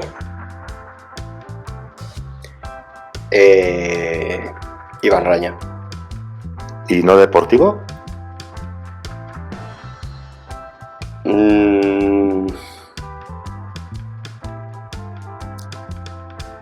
Algún guitarrista te voy a decir igual. Sí. O si no, pues... pues no sé, hombre, un mítico Jimi Hendrix. Una canción para entrenar. Buah, una canción. Es que también depende tanto del estado de ánimo, la canción. O la última. No sé, me voy a lo fácil, Metallica, Master of Puppets. ¿Prefieres dar más consejos técnicos o motivacionales? Yo creo que técnicos, más que técnicos, sí. Esta es un poco comprometida. ¿Algún triatleta español, joven o varios, que ves así con un futuro enorme? Sí. Sí, veo algunos con futuro enorme, pero no me gustaría decir nombres. Bien, porque... ese es el regate que te he hecho al principio de la entrevista. Eso, claro. Un rival con el que más te divertía competir, Brownlee, Frodeno o Raña. Hombre, divertía Raña. Raña es desde todo el proceso, además muchas carreras de ir a calentar juntos, de desayunar juntos antes de la carrera y tal. Y sí, te divertías con Raña, eso seguro. Qué bueno, qué bueno. Hemos acabado el tiempo, pero yo quiero hacerte la última, que es un entreno en la actualidad. O sea, ¿con quién te gustaría hacer un entrenamiento en la actualidad? ¿De los triatletas de la actualidad te refieres? En general, con alguien que digas... Hombre, algún ciclista de la actualidad, hombre, con Pogačar me gustaría salir a pedalear y que me ataquen un puerto y ver en directo, porque creo que apreciaría mucho más la velocidad a la que van y lo imposible que sería ir detrás de él. Qué bueno. Pues salir y ver que no, ¿sabes? Ver que no. No, qué bueno. Sabemos que eso pasa, pero lo queremos ver, ¿no? ¿Cómo pasa? Claro. No, porque es que la tele van todos muy rápido, entonces claro. Realmente cuando te pones ahí te das cuenta de lo rápido que van de verdad, ¿no? Totalmente. Yo me apunto a ese deseo también, me gustaría. Sí. Pues nada, Javi, por nuestra parte, darte las gracias por tu tiempo. La verdad que se nos ha pasado volado. Me ha encantado tenerte aquí con nosotros. Ha sido un placer y nada, ojalá vuelvas por aquí pronto y volvamos a tener otra charla, que como decía José, se nos quedan seguro muchas cosas por hablar contigo. La verdad que es un lujo. Muchas gracias porque estoy viendo casi 1:50 y bueno, se ha pasado volando. Un placer hablar con vosotros, gracias por preparar la entrevista bien además y por vuestras preguntas y nada, espero que a la gente le guste también. Estoy segurísimo. Muchas gracias, Javi. Ya sabes que muchas gracias, Javi, ha sido todo un lujo. Gracias. Muchas gracias a vosotros. Gracias a todos, chicos. Gracias, nos despedimos. Chao.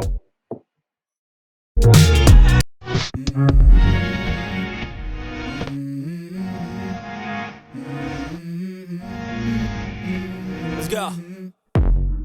I wake up to a little bit of drool on my pillow, feel like it's gonna be a bad day. Yeah, I'm tired of shit, and the coffee ain't hit yet, damn it.